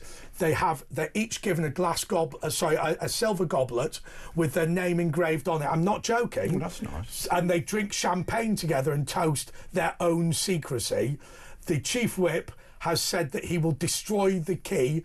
This is the Conservative Party, other political parties have their own system. He will destroy the key before the police serve him a writ to open it, but they can't serve a writ anyway in the Royal Palace. That literally happened. I've got a great story from a friend of mine, and he said he got phoned up during Maastricht, and they said, and when I do the impersonation, some people will know who this guy is. He said, I answered the phone, and they said, you must vote in favour of Maastricht. And I said, Michael, to Michael Heseltine, F off. I had no idea. And then they said, and then the guy said to him, if you do not vote for Maastricht, I will tell your wife you'd go to Stringfellows regularly and engage with strippers. And he said, what do I care? My wife comes with me. However, if I were to say to you, Asher, or you, Phil, you must vote for the Reform Party, the Conservative Party, the Labour Party at the next election, or I will expose that you go to Stringfellows, they would lock me up. Yeah, blackmail. Because it's blackmail and it's electoral fraud. I'll tell you what we'll do. Let's go back to the paper reviews after we've all thought about that profound thing.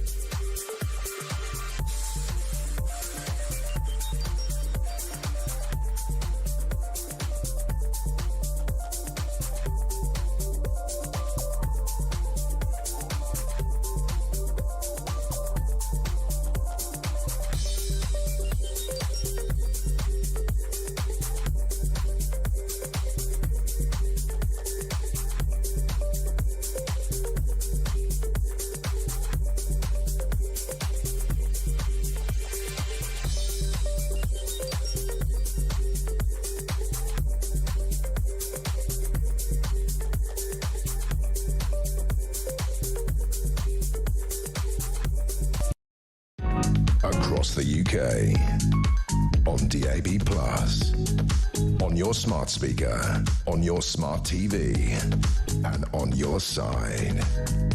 This is Talk. Blackmail. Do you know, this is the paper review, but I've just remembered that this is repeating on Friday morning. This is the press preview with Andre Walker, Asher Gould and Phil Dave. Now, Phil, we always get to this stage in the show where we ask you what you're up to. You used to be the weekend editor of Talk. What are you doing now? Thank you for reminding me. Used to be. He's been promoted. Oh, is that what we're calling it? No, I still very much am affiliated with Talk, as and when the powers that be are the right level of desperate. You might even see me crop up on air, but no, primarily my job here consists of actually being more behind the scenes and working on what's called the visualization. Head of visuals. Yes, so technically my actual job title is Visual Operations Manager for Talk and Talk Sport. And a Talk Sports. Yeah, so when you see the visual accompaniment... He's a big footy fan. Yeah, when you see the visual... Great, I couldn't tell you one thing. Let me guess, Arsenal. No. So, pain in the... Actually, never mind. If you were to sort of look at anything that is the visual accompaniment to any of the radio stations that we have here, that's kind of my job. How do you think we can be better as a country at creating debate, political debate? Because you know, I told you earlier that I genuinely think that Parliament is moribund. And I genuinely believe this, and people may laugh or disagree. I genuinely believe that to save our democracy, we need shows like this, and I think we need more of this, and we need people more engaged. How are we going to do it? Well, I think there are two ways that you can improve debate in this country. It's very simple as far as I'm concerned. Number one is if you're talking about debate in Parliament, and that's obviously a very different thing, turn off the cameras. I agree with that. Absolutely, I do agree with that. Debate in Parliament would be so much better if they stopped performing to the cameras. And then debate in the country in general would be so much better if people just remembered this really simple yet powerful fact. Opinion is not fact, and all opinions count. And let me tell you something else. That I believe the political left have created. And I paradoxically hate them for this. Hate in politics is a mistake, because if you look at the traditions, let's talk about our traditions. Our tradition is that if I disagree with you, and I believe that you are going to cause plague, famine, pestilence, evil, it's because you are... I've been accused of worse. You are an honourable person who actually may be advocating something that's stupid. And what we really don't do now is separate out this idea of I was wrong about this, or you're wrong about this, and they're a bad person. I will tell you, the number of people who willfully set out to harm people is incredibly small. The number of people who accidentally harm people is enormous, right? So as an example, did Rachel Reeves wish to kill 40,000 people? No, she didn't. But the removal of the winter fuel payment probably did that. She didn't wake up in the morning and go, hey, it's like not caring. It's like in the First World War, they worked out psychologically, you know, it's much harder to stab someone or shoot someone at close range. But if you're far back with a rifle, and then if you're further back just in a drone operator, just pressing it, it's easy. You're still killing people at the end of the day. So even though you're not correct, but if I'm a fight, so if I go into the trench, somebody told me this story about two Jewish guys, and it's not relevant that anyone's Jewish who's watching or listening, or anyone in the studio, where they killed each other with bayonets, and as they were dying, they both gave the Jewish kind of I'm dying prayer, whatever it is, and hugged each other. One was French, one was German. Right, you know, at the end of the day, they have an experience of murdering each other, at which point, when it was all over, they kind of, if you like, repented for it. You know, if I'm in a plane flying over Baghdad, I'm bombing it because I believe I'm trying to save my country from something terrible. Yeah. Look, the bottom line is that there is this really sort of this really sort of quite stupid view that people think that the world can live in peace and harmony. It's what we all strive towards, I'd like to think anyway, and it's certainly a nice thought, but it's unrealistic. The truth is it would never happen. And it would never happen for as long as there are people in the world who believe that even something as simple as opinion, let alone religion, that someone else may have, is worthy of that person not living. But even tonight, there will be people, you know, lefties that come on this show accidentally, and they will say, I've seen your dog tag in Hebrew, and they'll say that is a bad person who wishes to harm Palestinians. I know you. Whether you are right or wrong in your support for Israel, I think you're right. But whether you're right or wrong, it is not your intention to harm Palestinians. It is not your intention to harm anybody.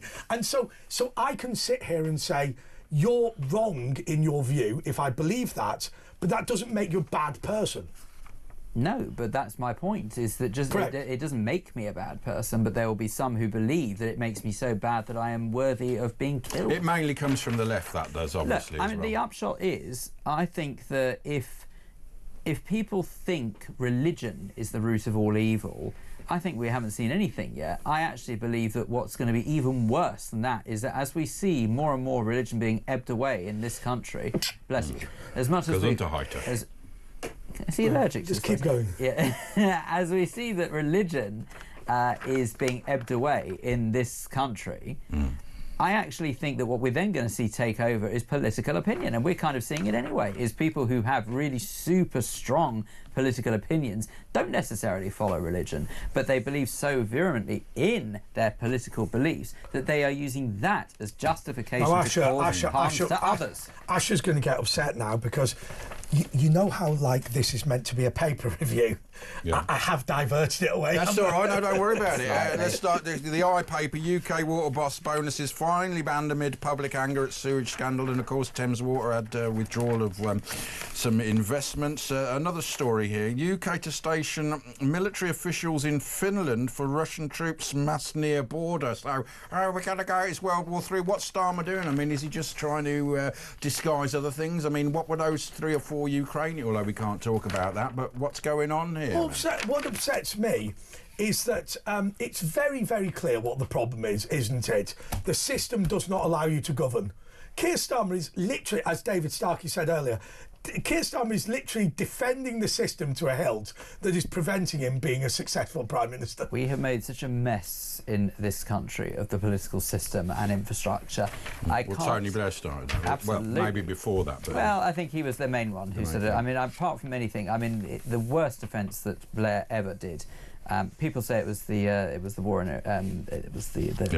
Iraq and Afghanistan. The Dodgy dossier. But to me, what was far worse and far more offensive was the abolition of hereditary peers. Because what you did... Well, and the Supreme Court and the Quango's taking democracy away from the people. I mean, even Blair now accepts, I think he's destroyed this country. He has destroyed it, absolutely. I remember Blair saying once... Opening the floodgates as well. So, as you know, Damien McBride got drunk with Alistair Campbell, and they announced that they were getting rid of the Royal Yacht Britannia, which, of course, was a massive fake. Basically, it was an opportunity to sail around the world and hey, billionaire in Singapore, come on board the Royal Yacht Britannia with the Queen. Right, the thing couldn't move at any pace. Made the Queen cry, by the way, Tony Blair, which is why he never got the Lord. Became Lord. So that's not true. But Blair said that when he got on board, that might be true actually. Yeah. When Blair got on board, Blair's actions have made me cry. But anyway, when Blair got on board the Royal Yacht Britannia, he said, "I've realised what a stupid mistake this really was." You know, we've made so many mistakes, so much stupidity, so much damage. But by the way, I thought I saw Petri on the front page of the Metro. I mean, this attractive young bird with lovely, but it's not. It's Perry. Right. It is. Are you sure? It's not. Petri. How I made peace with panic attacks. Yeah, no, it's not. She never panics. But also, what about this bloke? What about this bloke? Bahim Gotti. Bim. I can't see it from this distance. You know. Did you see the video? They threw fireworks into his house and incinerated him, and they got like, oh, sometimes you're very upset and you kind of, probably. They were these yobbish neighbours. They continually attacked him over years, made his life hell, and then they threw the fireworks in and it burnt him to death. Was that the one? Yeah, well, it's one of these guys, but I don't know if this is the same one. No, I think that was a different one, but a similar sort of story. I think he was to death, attacked. this one. A boy aged 15 who killed an elderly dog walker after racially abusing him, punching and kicking him has been locked up for 7 years. Well, he'll be out in about 3 or 4. But yeah, this is the country that we're living in. Do you know what you should do? Do you know what you should do? And this is my advice to everyone, you should lie. If your relative is kicked to death by local yobs, you should phone up the police and say that the yobs misgendered you. And I guarantee they will get a more significant sentence. I sort of sadly agree with you. Not keen on the police at the moment. I just don't understand sort of how on earth any judge in their right mind... First and foremost, I also think that it is high time we abolish the stupid law that protects minors from their identity being revealed. If they are convicted of a crime, they shouldn't have that protection. It's as simple as that. Well, if they're old enough to do the crime, they're old enough to be named and shamed. I'm going to tell you something, and I have to say this in an incredibly careful way, and the dump button people are going to have to be careful, which is this. So I'm going to say this as legally compliant. No, it has to be legally compliant. So there is a guy called John Venables. John Venables murdered James Bulger, and as you know, he was recalled to prison. He has anonymity for life. Now, before I go any further, I'm going to tell you, it is a criminal offence to give his new name. It is a criminal offence to give any details. It is a criminal offence to say any details about his location. It is a criminal offence to say anything that might identify him in any way. So I'm going to say this. I genuinely agree with Ralph Bulger that the way the police handled his release ought to be exposed to the public. Now, I can't explain to you in any greater detail why Ralph Bulger and many people, including me, strongly believe that the police should be questioned about this, because to do that would release some information about where he's been and what his name is and whatever. But we know he committed further crimes. But let me tell you, if you knew what I knew about John Venables, you would be absolutely stunned. Well, listen, I am sickened that any criminal, a man by the way, who, when he was released, downloaded a manual how best to sex. Let's actually not do this because it's early breakfast. No. A man who downloaded all sorts of material, but he gets protected for life. My argument is that I think that if we think it is in any way acceptable to live in a country that protects criminals over the victims of their crime, then we have a serious problem with our leadership. Well, I will go even further. And that's what we have. And it's not just ECHR's fault, by the way. It's because also the politicians in this country don't have a backbone. I will go even further. I think that Ralph Bulger has tried to defend this country from what would be a further risk to the country. Unfortunately, I can't explain what that is. We hope at some point in the future we will be able to do it, but I think that's a good point to break. Back in a moment.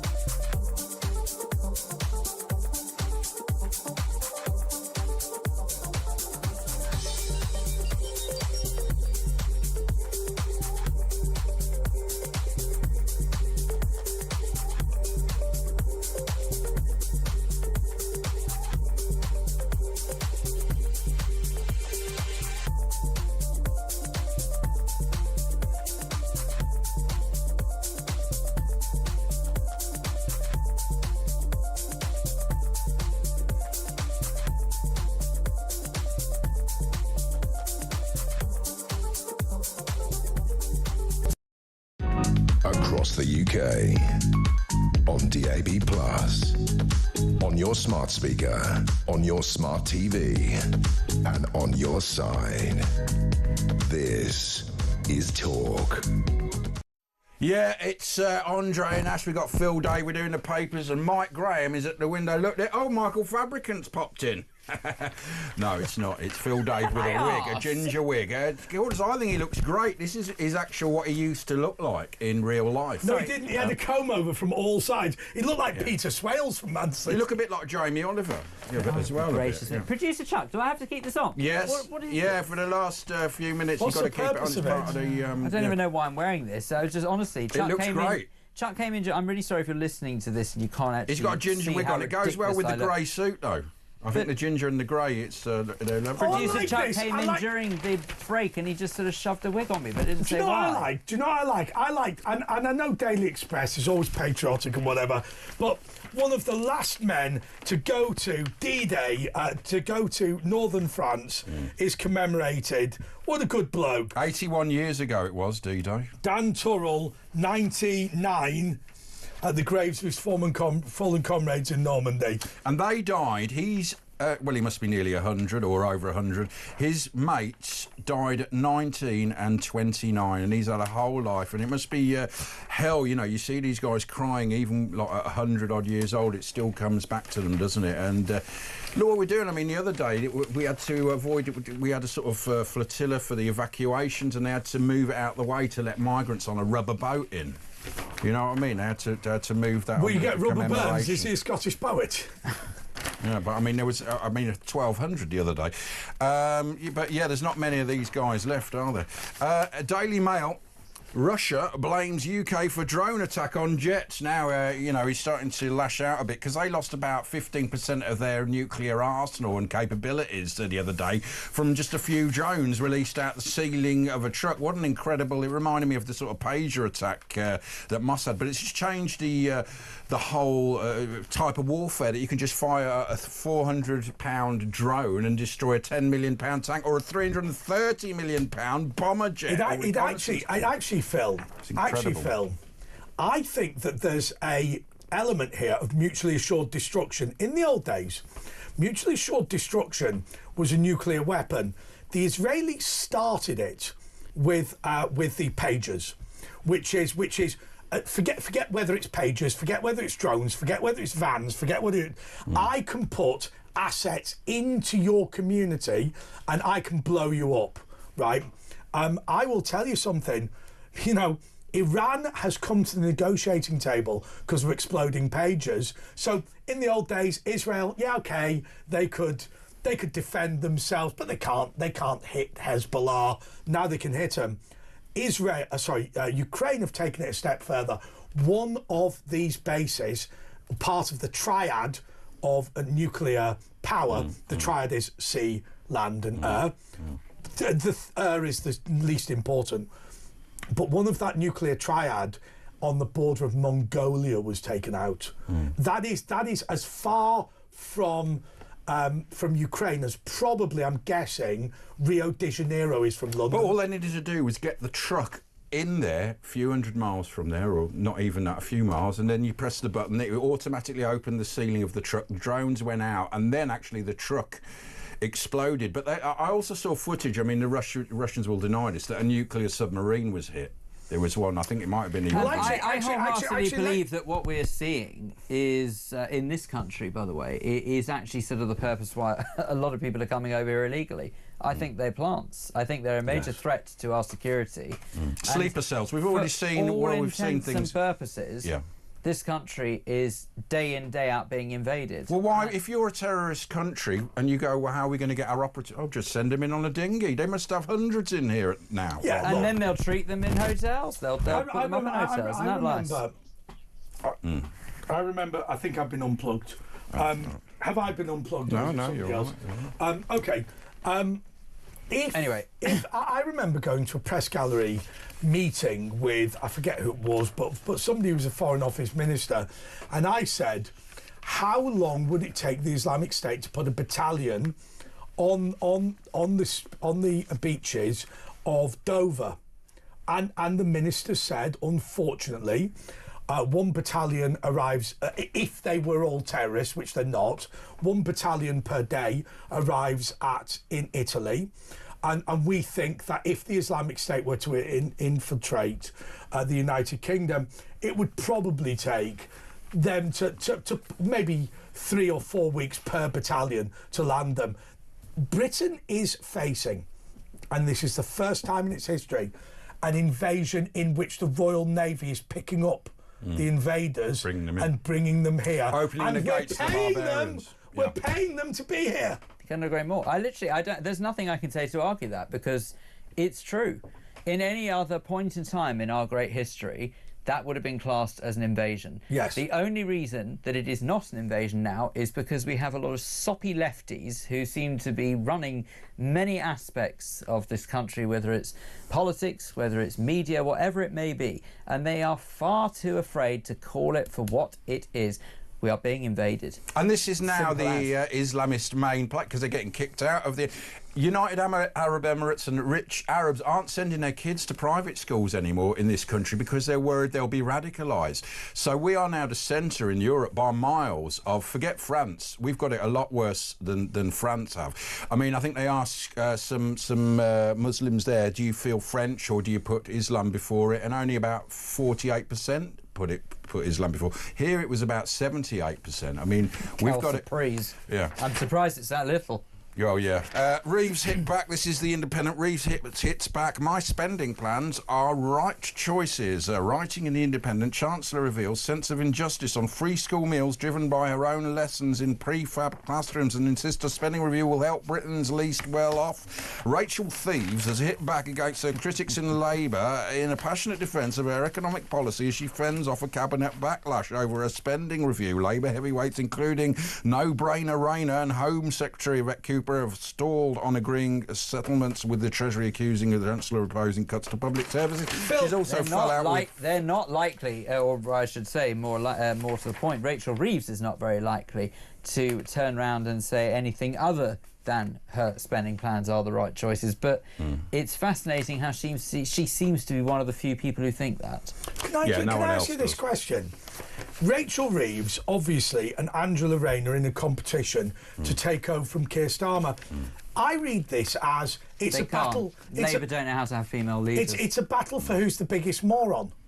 No, I'm not joking. The whole cabinet's like Angela Rayner, people, venerate her for being a moron. And now Rachel Reeves obviously originally tried to be an intellectual. I think we're all agreed that failed. And now it's kind of, I grew up in a prefab as well. When are we going to turn round and say? Oh, that means nothing. When are we Sadiq Khan says that he's son of a bus driver. Do you remember the first thing he did all of those years ago when he first became mayor? Do you remember the very first thing he did?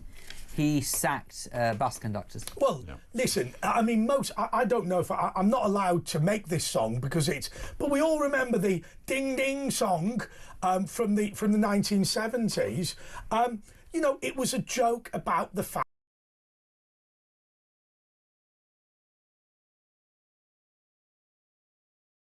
I actually don't know the rest of the song, if I'm being totally honest.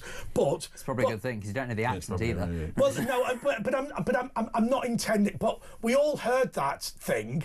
Look, most people can trace some, who were Pakistani in the UK, can trace some lineage to somebody who came over and was a bus conductor. And the Caribbean, obviously, were on the London buses. But the upshot is that it means nothing. When these individuals who are in positions of power say, "Oh, my father was a toolmaker." It is the same. My father was a toolmaker. He made a big tool as well, or a beautiful big tool. Look at the tool he made. Yeah. Anyway, but might I suggest that it's exactly the same attitude as when people turn round and they say, oh, some of my best friends are black. It's nonsense. It's a distraction. Here's the big danger, though, isn't it? With the ethnic politics, the tribal politics. We look at Israel now, right? £40 million in military exports. That's probably one bolt in a plane that's built in America. Probably someone in Lancashire, because I don't know if you know, clearly you do, but the viewers and listeners might not. Any item that goes into any military export, even if it's the laces on the boots, is a military export. 40 million.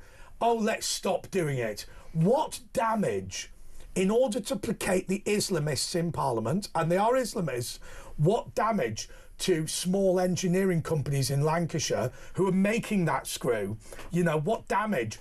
It will make no military difference to Israel, isn't it? whatsoever. It's a charade. No, it's all it is just a way of sort of pacifying the idiots who can't actually see the good that comes out of Israel. And let me be very clear, by the way, that, you know, whether we help military speaking or not, Israel's going to win this. Well, we buy a lot more off Israel. They're one of the main drone people. Exactly right. 40 million's not a significant amount, but what we're going to have to do, we're going to have to say that Mike Graham's coming up next. Let me at them. Please do listen to him if you like him. 0344 499 1000. You can give him a call. And we are going to be back in a couple of moments with our own show, which is going to... Phone Zone, yeah. Okay, so you can follow me on Andre JP Walker. Me at Virtual Ash, you? At Mr. Phil Dave. Yeah, there you go. Mr. Phil Dave. So join Mike Graham after the news. It's going to be great, as usual. Okay, so thank you so much. Mike Graham is up now. Yeah. Thank you so much to those of you that have stuck with us. This is a Thursday night going into Friday morning. Phil. Dave, a great You can't have two first names. You sound like a law firm. I've got three first names, if you can do my middle name. Go on. Phil Aloysius Dave. Full name, Philip James Dave. Okay, tell us the Jewish one then. What do you mean? What name for that goodness was? sake, not that Well, you again. must have remembered it. I do remember it, of course I do. It's my Hebrew name. It's Perush Ben Yerachmiel, Velea. Oh, yeah. That's rubbish. I've got Yerachmiel in I'll be There you honest go. with you. I thought Phil Dave was crap until you. What was it? Yerachmiel sounds like the father in Superman, doesn't it? Phlegm. Perush, which translates to horseman. Yeah, we don't care. He's a horseman. Yeah. I've seen it. No, I'm not joking. Home likes a horse. Ben Yerachmiel. We went swimming together. Velea. A horse he is very much not. A horse he is very much not. Tiddler, No. tiddler.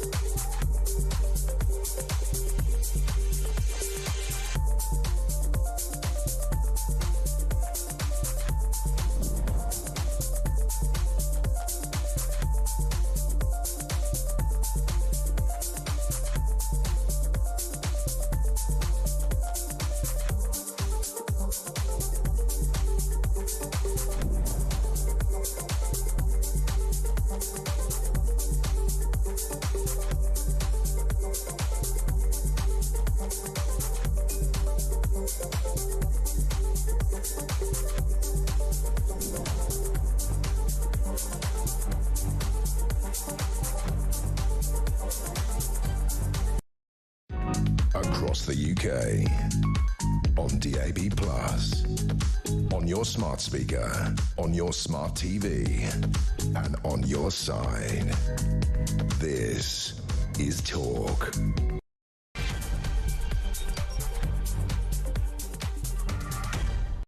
This is The Late Show with Andre Walker and Asher Gould.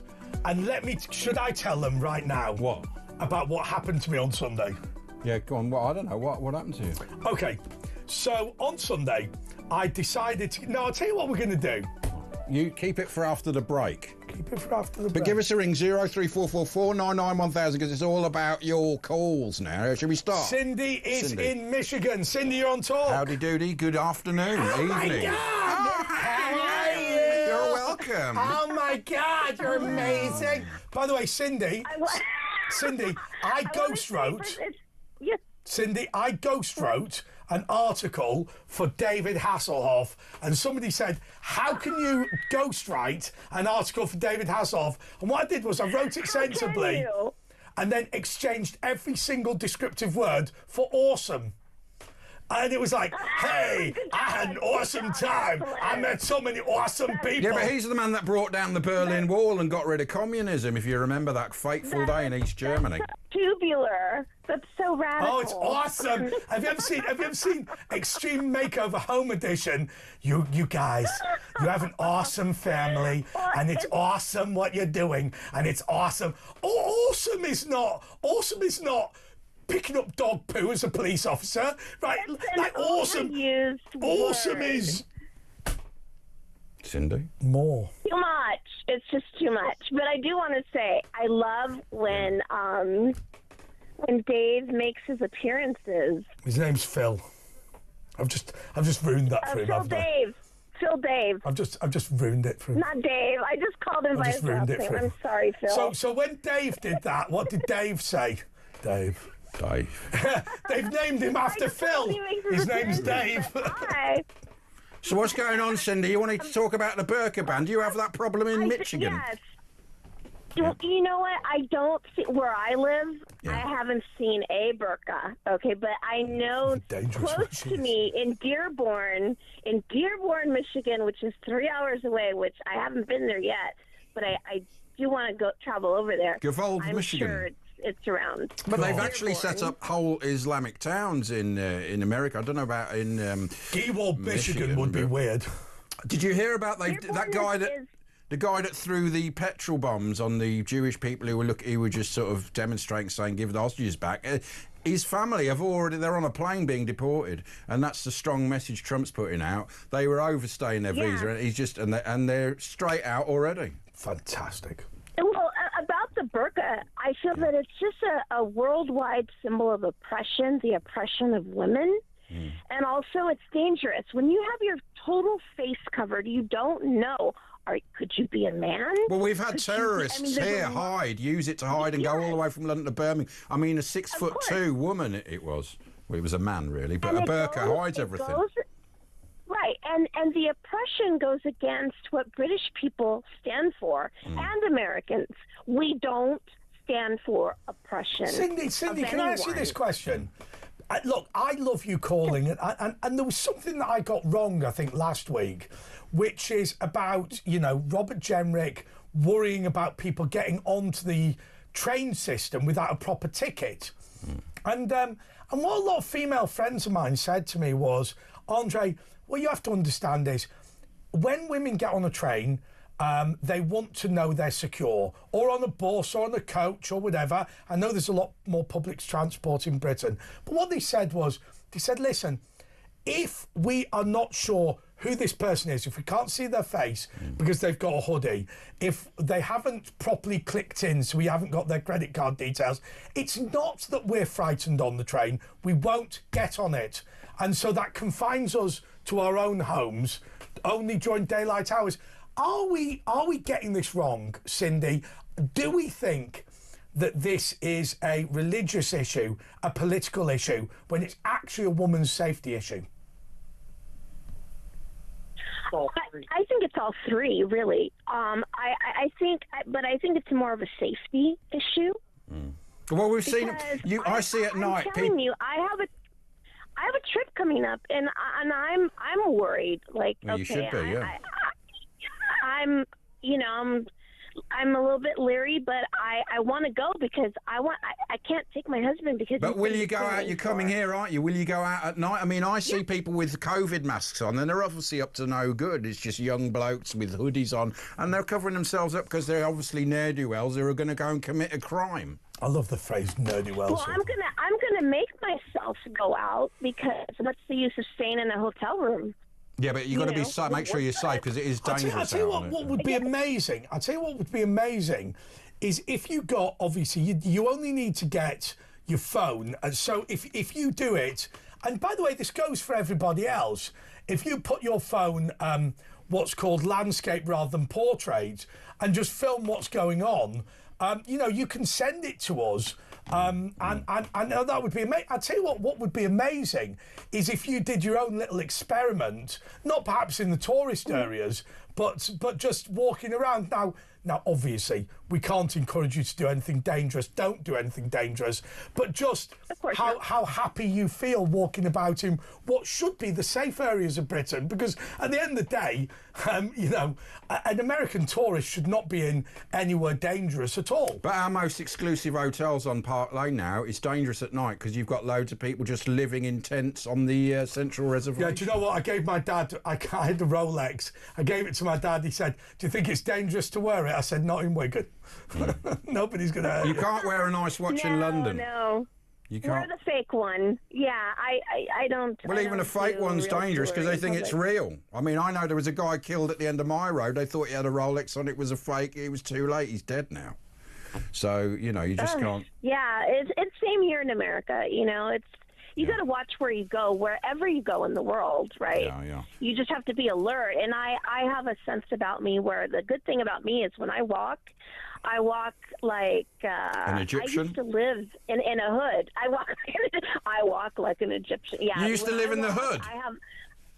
Yes, I did. I grew up in the hood. Tell us more about growing up in the hood. Oh, it's Cindy from the block. Well, she used to have a little, now she's got a lot. She don't know where she came from, the Bronx.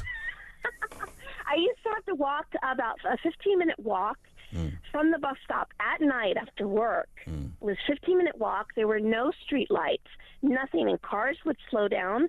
But I would walk with my mace in hand. Was this in Michigan? Ready to spray. In Michigan? I got into trouble in America. Yeah, you're not allowed that in this country. It's considered a firearm pepper spray. But I think women now, it's so dangerous and changed. But you have to carry it's under the Firearms Act. With a watch. Okay, let me tell you my little story in America, Cindy. Right. So I thought jaywalking was curb crawling. I thought it was related to prostitution. So just to explain to everyone, that to the judge. Jaywalking is crossing a crossing when it says don't walk. Right. So unbelievably, or in the middle of the street. So unbelievably, most people in Britain will not know this. In most countries in the world, it is a crime to cross the street at somewhere that's not a level crossing. What? That's crazy. So I got stopped by the American police when I had jaywalked. For jaywalking? Now, I thought that was related to prostitution.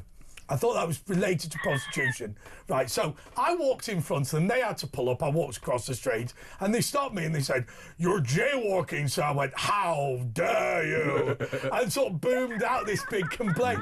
We had a massive argument with them. And that's your story. And then they said to me, I said, "Look, I'm starting to get confused here. Just to be clear, jaywalking is trying to get a prostitute, right?" And they went, "No, it's crossing the street at somewhere that's not a problem." I had a similar problem because I said to them, "What? It's illegal to cross the street in the land of the free and the home of the brave." And they told me to get lost. I got stopped in America, you know, for going a bit fast, and they go, "We're going to issue you with a citation," which in this country is like a medal, but there it's like a speeding ticket.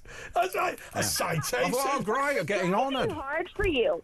Was the driving hard for you in America? Not at all. You just got to remember what side the road. I actually hit a dog on the interstate, but it survived. It was the dog's fault. It ran out on the interstate. But so just in answer to the question, did you find it hard to drive in America? No, it was easy, but I hit a dog. I mean, that's not. Yeah, well, that was the dog's fault. That was the dog's fault. But yeah, I remembered all the time. You know, the weird thing is it's going to be a culture shock because the last time I was in the UK was about 30 years ago. Yeah. Oh, it's changed. 25, I've 25, got- 30 You'll years notice ago. a big That difference. It'll was be a long interesting to time. hear what you see the Cindy, differences. I've got a brilliant book. I must find it. A friend of mine gave it to me, and it was advice for Americans coming to London, but it was written in the 1970s. And a friend of mine gave it to me, and I promise you, I'm going to try and find it. I hope I've not lost it. And you read all this advice, and one of the pieces of advice it gave to Americans was, never talk to anyone on public transport. British people will be very offended if you try and talk to them unless they're drunk, in which case they will insist on you talking to them. That's quite a good advice, actually. That's better. Quite good advice. Okay, Cindy, thank you so much. Let's go to Daniel in Shropshire. Daniel, you're on Talk. Hi, yeah. Talking earlier about. Can you take the cloth away from your mouth? Sorry, Daniel. Daniel? You were talking earlier about the white British becoming a minority in this country. Yes. Yeah. 2063. Probably earlier than that, but 2063. Yeah, the one thing that this country has. Daniel, before you go any further, we can hear him, can we? Okay, fine, great. Let's keep going. Carry on, Daniel. Yeah. The one thing that this country has not done is it has not made an official definition of what is an indigenous white Briton. And therefore the government has there is no protections against the status of white Britons. So if we just take the definition of indigenous as people who have been here the longest, that would be Britons of Celtic or Anglo-Saxon descent, at which point then you're talking about 60 to 75% of white Britons come from Celtic ancestry. Well, it's the ethnicity is English, Irish, Scottish, Welsh. British is not really an ethnicity. You come here and the next day you can be British. So that's a point that Ash has made. So Daniel, let me tell you one thing. We are all wrestling with exactly what you've said, so you're not going to get cut off, so don't worry. Let me say this to you. Here is what Latvia has done. So Latvia has said that if your family were not in Latvia prior to, and it's something like 1900, right? Basically, if your family were not here before 1900, then you have to do two things to be a citizen. You have to, first of all, renounce any support, any defence of the Russian Empire or the Soviet Union. You have to say that the invasions by Russia of Latvia were negative, and you have to demonstrate you can speak Latvian. Now, 30% of the population of Latvia have refused to do that. And what the Latvian government have said, until you do that, you will remain not citizens of this country. They even have a passport that says, I am not a citizen of Latvia.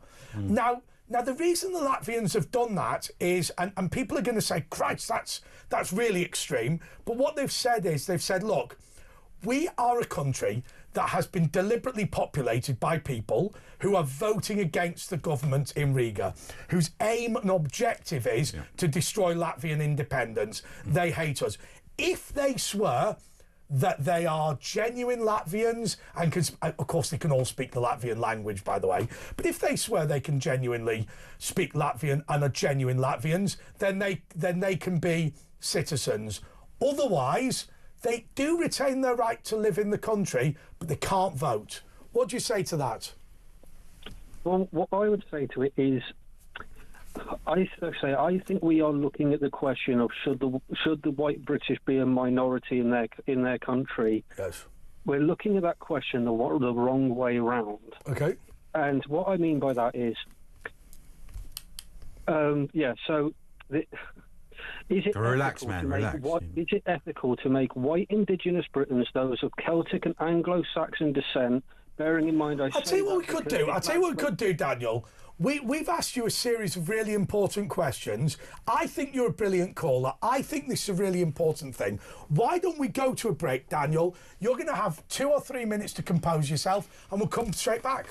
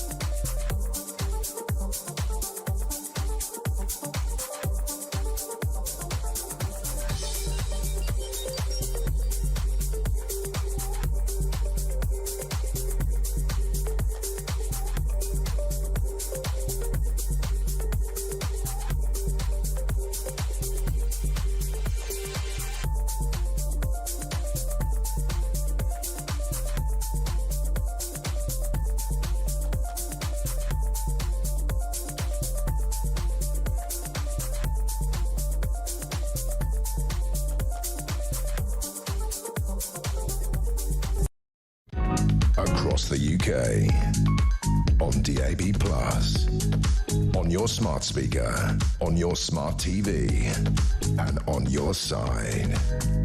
This is Talk. Yeah. And it wasn't even a real machine gun. Oh, sorry, this is Talk TV and Talk Radio. Oh, goodness me. Daniel is in Shropshire. Daniel, we were talking about what is the definition of Britishness and how much should we defend people. Daniel, we threw a load of stuff at you before the break. The floor is yours. You've got a couple of minutes. Right, so I've composed myself now. I'll quickly say what I want to say, and I'll let you, and you can comment on it. Right. If we take the white indigenous Britons of being those who are of Celtic and Anglo-Saxon ancestry, including His Majesty the King, who is a direct descendant of William the Conqueror, if we make them a minority in their own ancestral homeland through mass immigration, should that be allowed, or if not, should that be classed as ethnogenocide, which is the deliberate destruction or suppression of a group's identity, culture, practice, languages and traditions without physical extermination? Well, that's already happened, isn't it, the suppression? Well, no, let's ask you. So listen, you know that this show is a defender of freedom, a defender of liberty and a defender of free speech. What do you think the answer to that is? You know what I think. I think the answer is no, and for the simple fact that if 10 million white Britons moved to, you just use Ghana as an example, and in the space of less than 100 years made the indigenous Ghanaians a minority in their own country, the left would be screaming genocide, colonialism... Well, hang on, that happened already. If you go to my YouTube channel, which is Andre Walker, I have a video on there. The latest video is this. It says that the police have raided this morning 200 homes of white Christian grooming gangs who've deliberately targeted Pakistani Muslim girls in order to abuse and rape and groom them because they are Muslims. This story is, of course, not true, but the video is all about what happens the other way around. What happens if we describe, and I've got very good friends of mine, what happens if we say that what's happened in East London is not immigration, that the Bengalis have set up a settler community on Brick Lane, and the settler community speaks its own language and demands its own religion. And so, and when we say, well, the settlers in South Africa demanded priority on policing, demanded priority on housing, demanded priority on government, on laws, and indeed on university, then I would say that there have been occasions, not every occasion, when what has happened in Bolton is entirely similar to what in the early stages happened in South Africa. Now, you can't compare Bolton to apartheid South Africa. That would be madness. But when you say whites need not apply for this course at Oxford, that is similar to Stellenbosch University saying blacks need not apply for our university courses. That is the same, right? Well, this is what scares me, is we have groups in this country have minority protected status, but when the status quo is flipped and white Britons are the minority, do you think white Britons will get minority protected status and get minority rights? No. Well, they already are minorities in certain areas. No, but would they get protection? Well, no, they don't. No, and I think what's more egregious is that, look, I'm one of these people who believed a while ago that this was just a bad political class, lazy, incompetent, stupid. I'm starting to believe that we are under attack, and I'll tell you why I believe we're under attack. The first moment that I changed my mind was Patrick Vallance, now Lord Vallance, who, as you know, if you watch my YouTube channel, I have robust views on his prosecution and the punishment he should receive. But when there was a release from the Wuhan lab, or there was an allegation that was released, the first thing I would have asked as Prime Minister, and he would have been the same, is this country under biological attack? That's the first question. The answer by Patrick Vallance was, don't tell anyone the Chinese did it. Let's change the name of it. Well, hang on a second. My next question would have been to MI5, and Dearlove was there. Sir Richard Dearlove, the head of MI5, was saying, we are potentially under risk of attack. I'd have had Valance arrested, and I'd have had him checked out. Next thing, if we have now the courts deliberately attempting to bring in battalion after battalion after battalion of Islamic State fighters, then we have to ask ourselves, are we under attack? Now, I'm not saying we are. I'm saying, but why are we asking that question? You were talking earlier, Ashok was talking earlier about the IDF and about Ukraine. There is one difference between the Israeli Defense Force, perhaps, and what the SBC, I think it's called, the Ukrainian Defense Force, the Ukrainian intelligence people do. The Ukrainians managed to penetrate Russia. And the way they penetrated Russia was to have operatives on the ground. In the Second World War, we had no operatives on the ground because we were homogeneous. We were all British. Now, in a war with any country on earth, we would have to think about, like, the Americans had the Special Operations Executive, which is what the Mossad's based on. I mean, Churchill basically invented this type of warfare. But we would have to think about, in a war with China, who is allied to Pakistan, what do we do about Burnley? What do we do about Birmingham? In a war with... Well, they had internment, didn't they, in the Second World War? Well, exactly, but not in Britain. No, they did have internment. Not much in Britain. Well, all Germans were interned, Italians. Sure, but we would have to sit there and we would have to think to ourselves, look, how are we going to defend this country? If there is a war with China, we've already seen videos online, I encourage you to watch them, about China infiltrating. I've always said, if David Lammy wasn't a moron fat wanker, I would say that he was a Chinese agent because of the way that he has supported our surrender in Chagos and the building of the biggest Chinese intelligence centre outside Beijing in Tower Hamlets, right? But we are capitulating to these people, Daniel. Well, you see, I was thinking about this earlier. If the fact is, the British Army right now, I think, 120,000? No, 80,000. Our whole forces is about 8. You can get them into Wembley Stadium. Well, I'm including reservists as well. Right. Okay, I think it's 120,000 with reserves. Right. That is not enough to fight off Russia or China by any means. Well, we've had more people coming on boats than that. I mean, it'll be about 100,000, wasn't it, in the last 3 years? We would have to rely on conscription. Now, here's a poll that I would love you, God, or somebody else to do, and that is to ask all the ethnic minority groups in Britain who have no roots. Would they join the military? If in the state of a war scenario and we relied on conscription, would you fight for Britain or would you return to your country? Well, even indigenous people wouldn't. It's been in this poll wouldn't fight for Britain. Hang on a second, right? So I'm going to be a knob at the moment, right? But Daniel, let me answer in the way that I would answer if I was one of these new communities in Britain. I say, hang on a second. I was brought to this country and I was told that I didn't have to learn the language, that I didn't have to support the monarchy, that I didn't have to love the country, that I didn't have to believe in liberal democracy, that I didn't have to become a Christian. I was told, how can you turn around now and force me to fight for a country you never told me I had to love?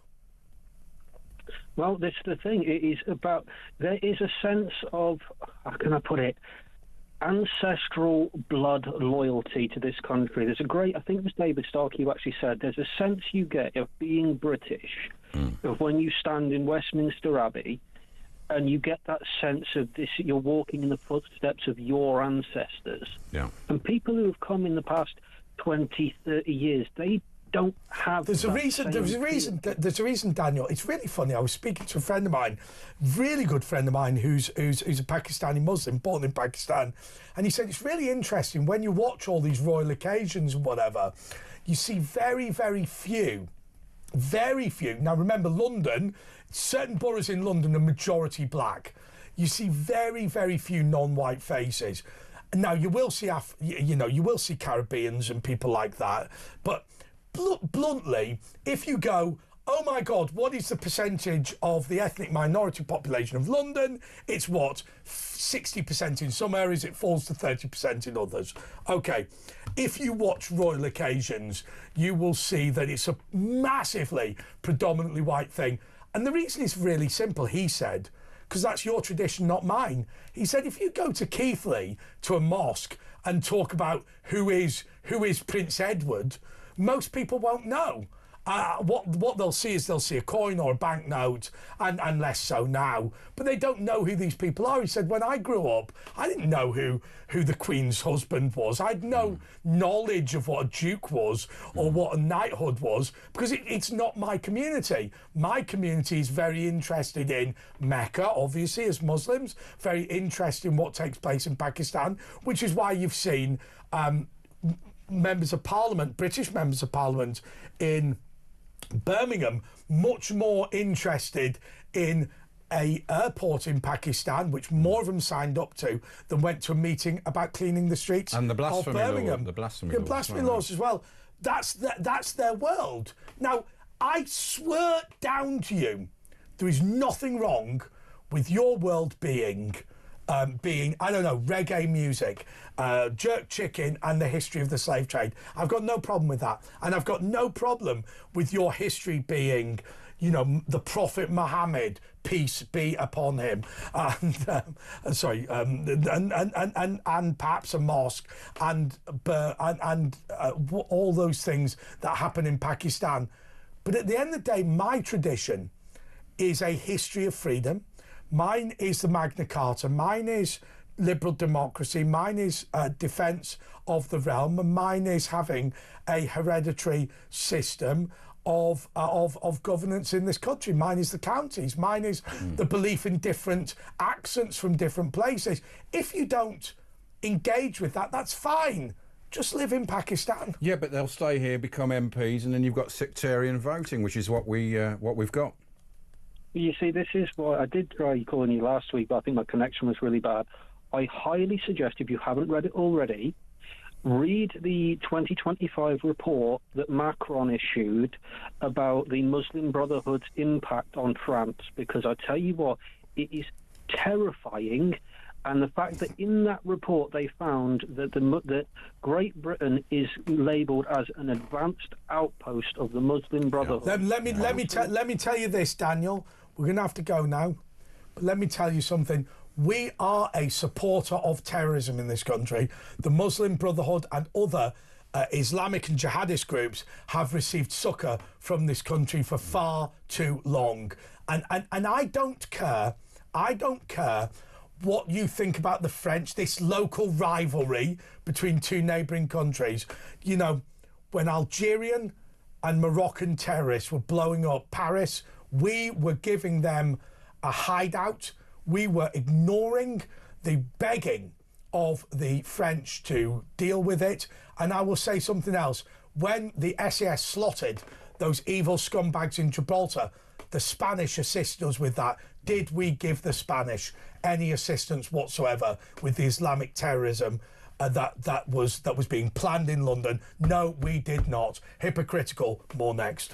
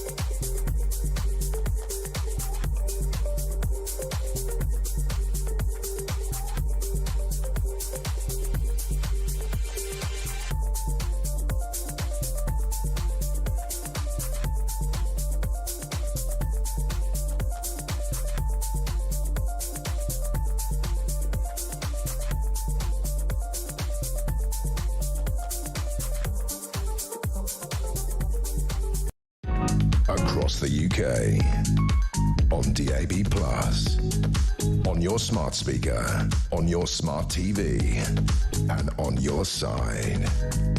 This is Talk. He loved it when the machine gun attack happened. Oh, I'm sorry. We are back from the break. Okay, I want somebody to call us. Believe it or not, obviously I can't see the phone numbers of people. I'm going to read this out. And do you know what? This is a really important thing to debate with me. If your number is 7743, the end of it, I can't read out the rest because I don't know it. You are xenophobic, racist morons, targeting the lowest of the low intellectually. You and the other place are pure bile. Not sure if you really believe the nonsense you're spouting, but either way, you're all that is wrong with this country. Let me tell you something to the person that sent that. Look, we would love to debate that, and if we're wrong, we're wrong. We've always said that this is about debate, this is about thought.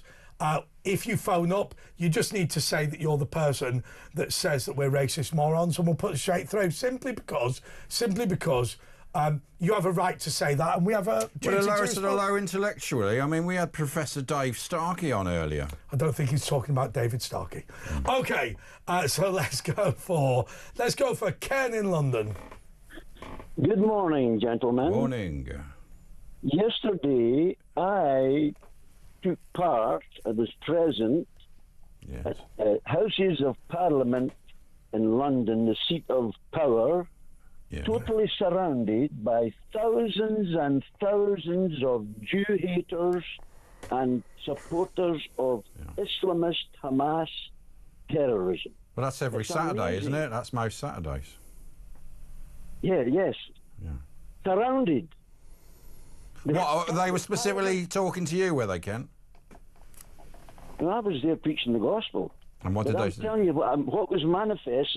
That 20 years ago, if anybody had said that anti-Semitism, open hatred of the nation of Israel, and open hatred of Jewish people, and open support for Islamist terrorists would be allowed to take place in the capital of England, right around Parliament building, surrounded.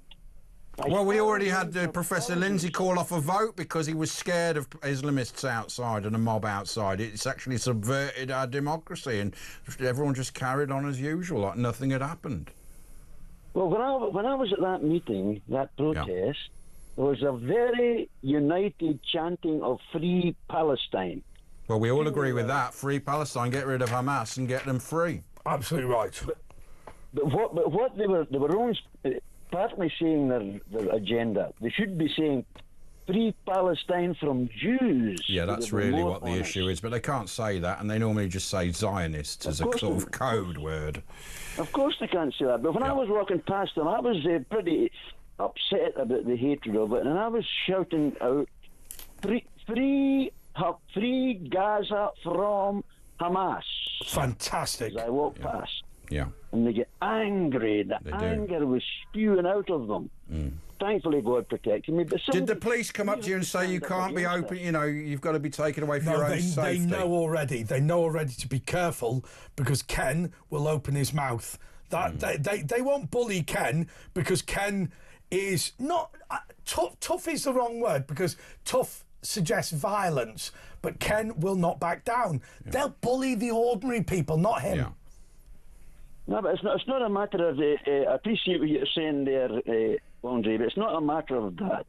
We have to understand what's happening in our country. We have been taken over by Islam, and they openly are boasting about it. Yeah, colonising this country. They're boasting about it. Now, in this country, just sitting back here and allowing it to It's true. A lot of them don't even hide it. They say we're going to come and we're going to take over and we're going to do... You know, they're just openly saying it. And they have the right to under our democracy. You know, we're seeing sectarian voting. We saw 5 seats that were just voted on Gaza, on the issue of Gaza, which got nothing to do with this country. Yeah, but in the past 5 years since they started this stuff in London, Ash, yesterday was tremendously well organised. Do you think it's getting worse and worse because of the enabling? So they're getting braver and braver. And now they've got an open run, haven't they? They can just do what they want, pretty much. But what was manifest yesterday in a spiritual realm? What was manifest yesterday was an increased manifestation of evil against the Jews and against Israel. That's what's behind it all. Well, it's getting worse and worse because it's not being stopped. I mean, they'll arrest people because they say you're inside the crowd. Well, if it's a violent crowd, why are you allowing protests? Because you can ban protests if you think they're going to be violent. And obviously they officially do think they're going to be violent, because if you go and you're openly Jewish, they'll make you, they'll arrest you in some cases. Can I ask you this question, Ken? Or say Hamas are terrorists. Can I ask you this question, Ken? And I believe that the reason that you're speaking to us about this issue is because you were unaware of what has taken place earlier in the show. Have you watched or listened to the entire show? Nothing wrong if you say no. Well, there is a bit. I've listened to the previous hour from 11 o'clock till... Okay, are you aware that Lois McClatchy Miller was arrested in Belgium, in Brussels, for standing up and saying that children are beautiful and should not be molested by the amputation of their genitals, nor should they be allowed.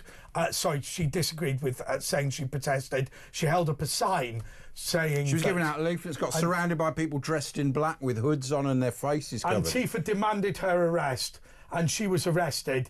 And I want to say this to you, Ken. You and I have locked horns on plenty of occasions, and I'm proud to say that we give you a voice, and I'm proud to say we give other people a voice. But I'm concerned about voices being locked down. I said to Lois McClatchy Miller, and this is the first time I've ever said it, that if she is on police bail in Belgium, she should break the law in Belgium and leave the country, and we would protect her journalistically because she's one of our team. You know, how does it make you feel when you see a Christian, a decent person, a young guy? I mean, she's small, you know, I don't want to... she's big in stature, in figurative stature, not literal stature. She's a great person. But, you know, to see men in black hoods demand the police take her off the streets for saying nothing more than don't cut the private parts off my child and give them chemical castration. What does that say about Belgium?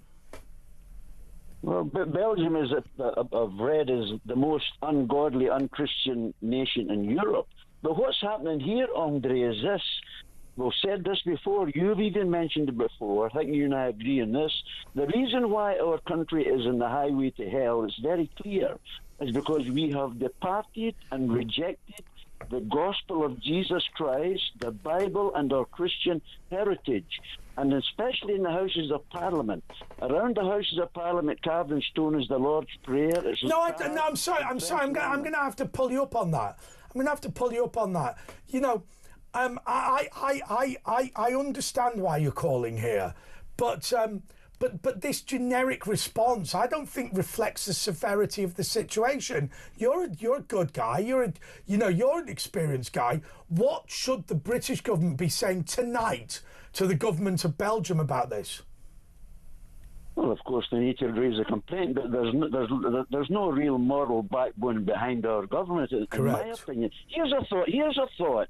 I know that there are a good number of born-again Christians within Parliament, and not one of them, well, no, there's one of the Irish MPs mentioned the name of Jesus I've heard and read about, but not one of these born-again Christians has got the courage to stand up in the House of Commons and openly declare we have departed from our Christian foundations. The nation needs to come to repentance and get back to the Bible. But here's the thing I don't understand, and this is where, you know, you and I lock horns on theology. As you know, you believe I'm a heretic, and I believe you're lacking knowledge. But one thing we definitely agree on is this. Wouldn't our life, wouldn't our country be so much nicer if we gave children a genuine religious upbringing, a decent upbringing that combines love and support, nurturing with you know, sometimes chastisement in the most gentle way, but also, you know, what I had, and Ken, you and I are different in the following respect. I think we're different. I don't know, but you know, from the minute I was born, the kids I was baptised in the same church as, I went to nursery with, and then we all joined the school together.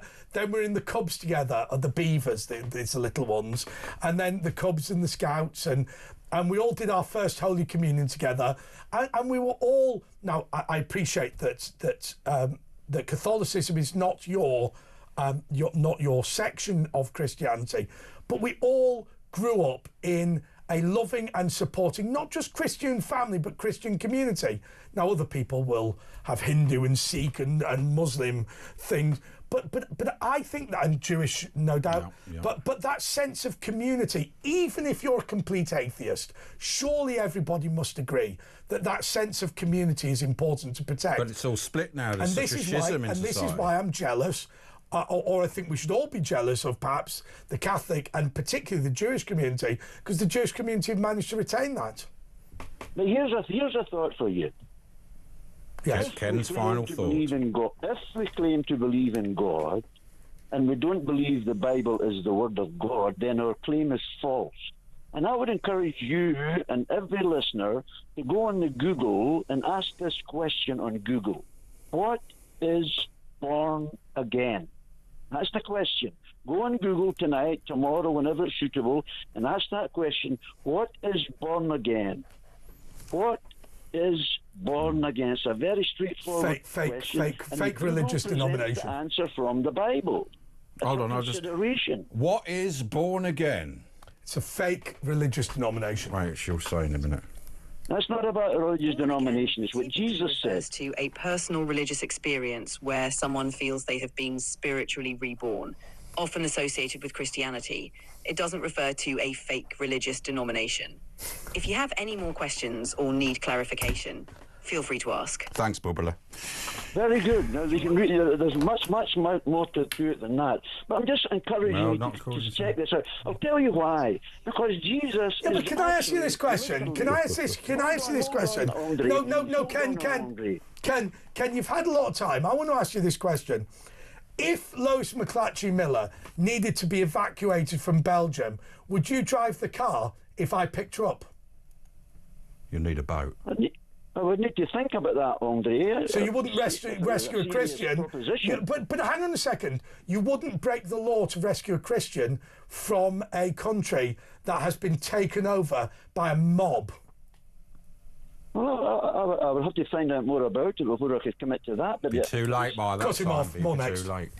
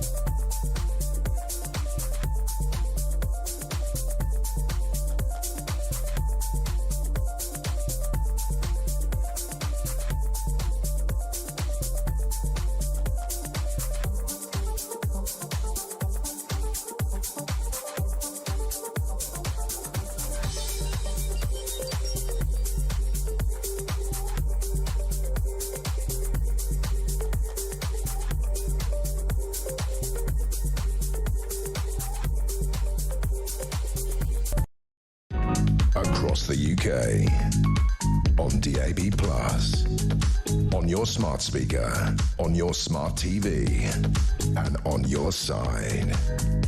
This is Talk. Yeah, and somebody said they'd never have dropped the charges if I wasn't white. Oh, sorry, this is Talk TV and Talk Radio. Okay, let's go to Phil in Worthing. Phil, thank you for stopping phoning me. That was weird. Okay, fair enough, Andre. I totally accept that, and we won't. No, you have to understand. You have to understand. You know how you think we know each other? We don't. You know me, and I don't know you. That's why it's weird.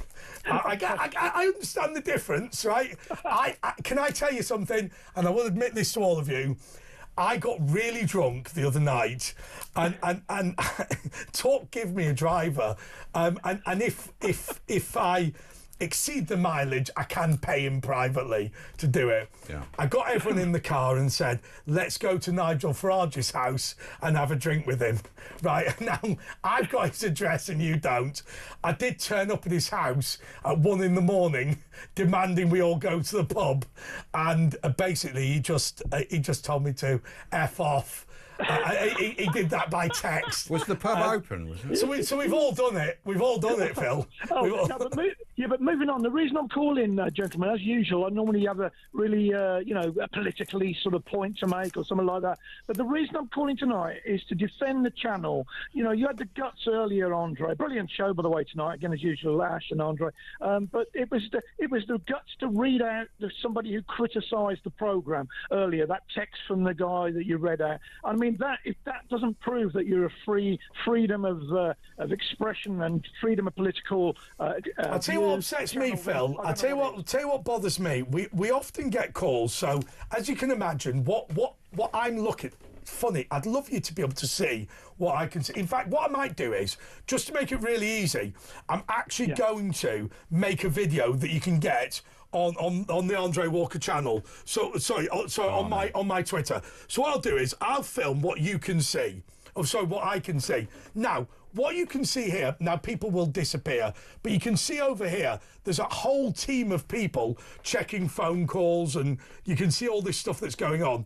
And the reason, and I'll just upload that. So what happens is we very often get people who, the producers go, oh God, it's going to be. It's like, my name's George from Oxford. Let's make a joke, right? And some spod from Oxford University, somebody who thinks they're very clever. And what'll happen is they'll phone you up and they'll go, Willy bum tit, and then hang up, right? But actually, if somebody phones up and goes, Andre, I think you're a see you next Tuesday, then I mean, we're not happy about that, but we can get rid of the swear word and then say, hey, why? Because I swear down to you, Phil, I don't stand by my own views. And I'll explain why, and Asher doesn't. Because we might be wrong. This is about debate. Yeah. We've had and we're probably right, but we might be wrong. I mean, we've had arguments, Asher and I have had arguments about politics where subsequently we've gone, well, maybe we were wrong to do that. I mean, if you want to say as an example, so I'm cock-a-hoop. Let me tell you one thing that we're all agreed on. I'm cock-a-hoop about the Israeli blowing the hands off Hezbollah with those fake pages.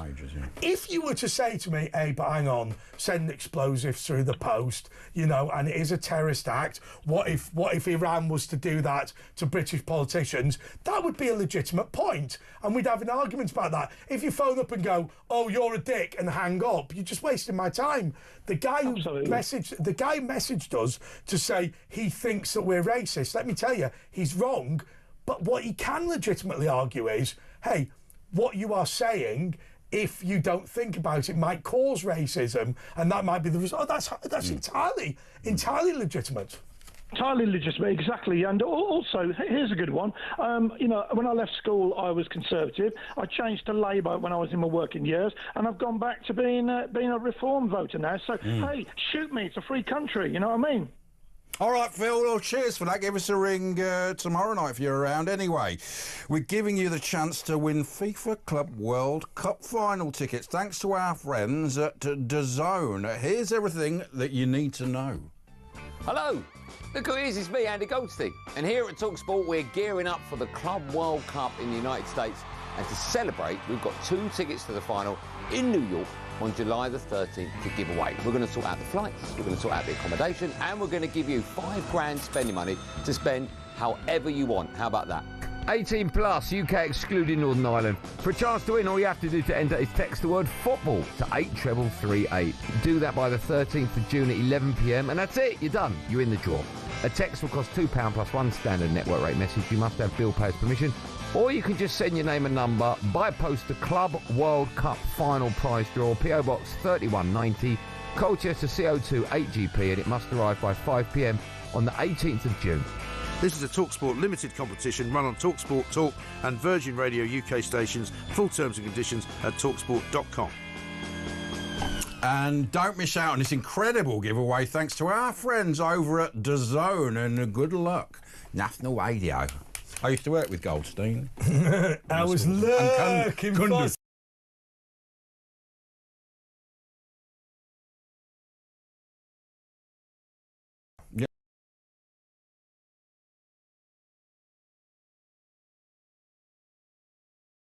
Is on the line to us. Phil. Yeah, hi guys, how are you? We're all right, man. Great show. Yeah, just wanted to sort of throw out really, I mean, that point about the hypocrisy in immigration debates. As a person of colour, I've been made to feel that I don't belong here in the UK really. But no one ever says that Europeans should leave places like Canada, the United States, Australia, New Zealand, South Africa, Argentina, Uruguay, and return back to Europe, really. So I'll leave if all of those people return back to Europe. So what? Seeing as they're not indigenous either. Well, yeah. I mean, what is indigenous? I mean, this country, you know, there's people Anglo-Saxon, but there's people from before. Bye-bye. Oh, he's gone. Oh, Phil. Well, hang on a second. I missed That's exactly the same point. We literally railed against that. Get him back. Get him back. Phone him up. Get him back. Get him back. Right. Yeah. So here's what did he say? Because we were talking as well. Can I be honest with you? What happened was, I was making a note of something to do with the thing. I'll tell you what we should do. We should say that competition is fantastic, right? I was making a note of what we had to do over the competition, and then suddenly he phones up. I wasn't listening, and then he kicked off. Yeah, it was all a big kerfuffle. So, somebody said it's a prize for somebody who doesn't like football. Can I tell you something honestly? Can I tell you genuinely something honestly? If you were to go to the FIFA World Cup final, FIFA Club World Cup final from our friends at DAZN, it would not matter. It would not matter whether you liked football or not. That'd be superb. In fact, I might actually buy. I don't think you're allowed to. No, I can't win. No. I'm not allowed to win. You have to buy an actual ticket.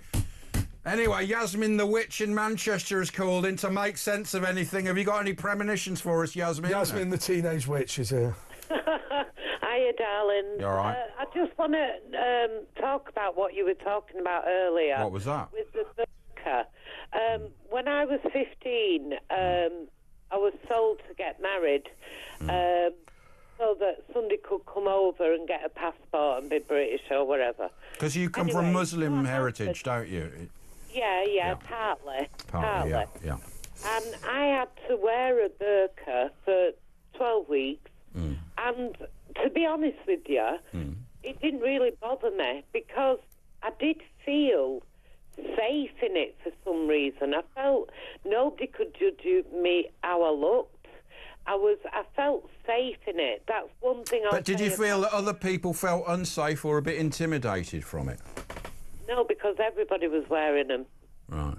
So that by the way, that is the principal argument that that people make in favour of the burqa, and it's interesting to have somebody that we trust saying it.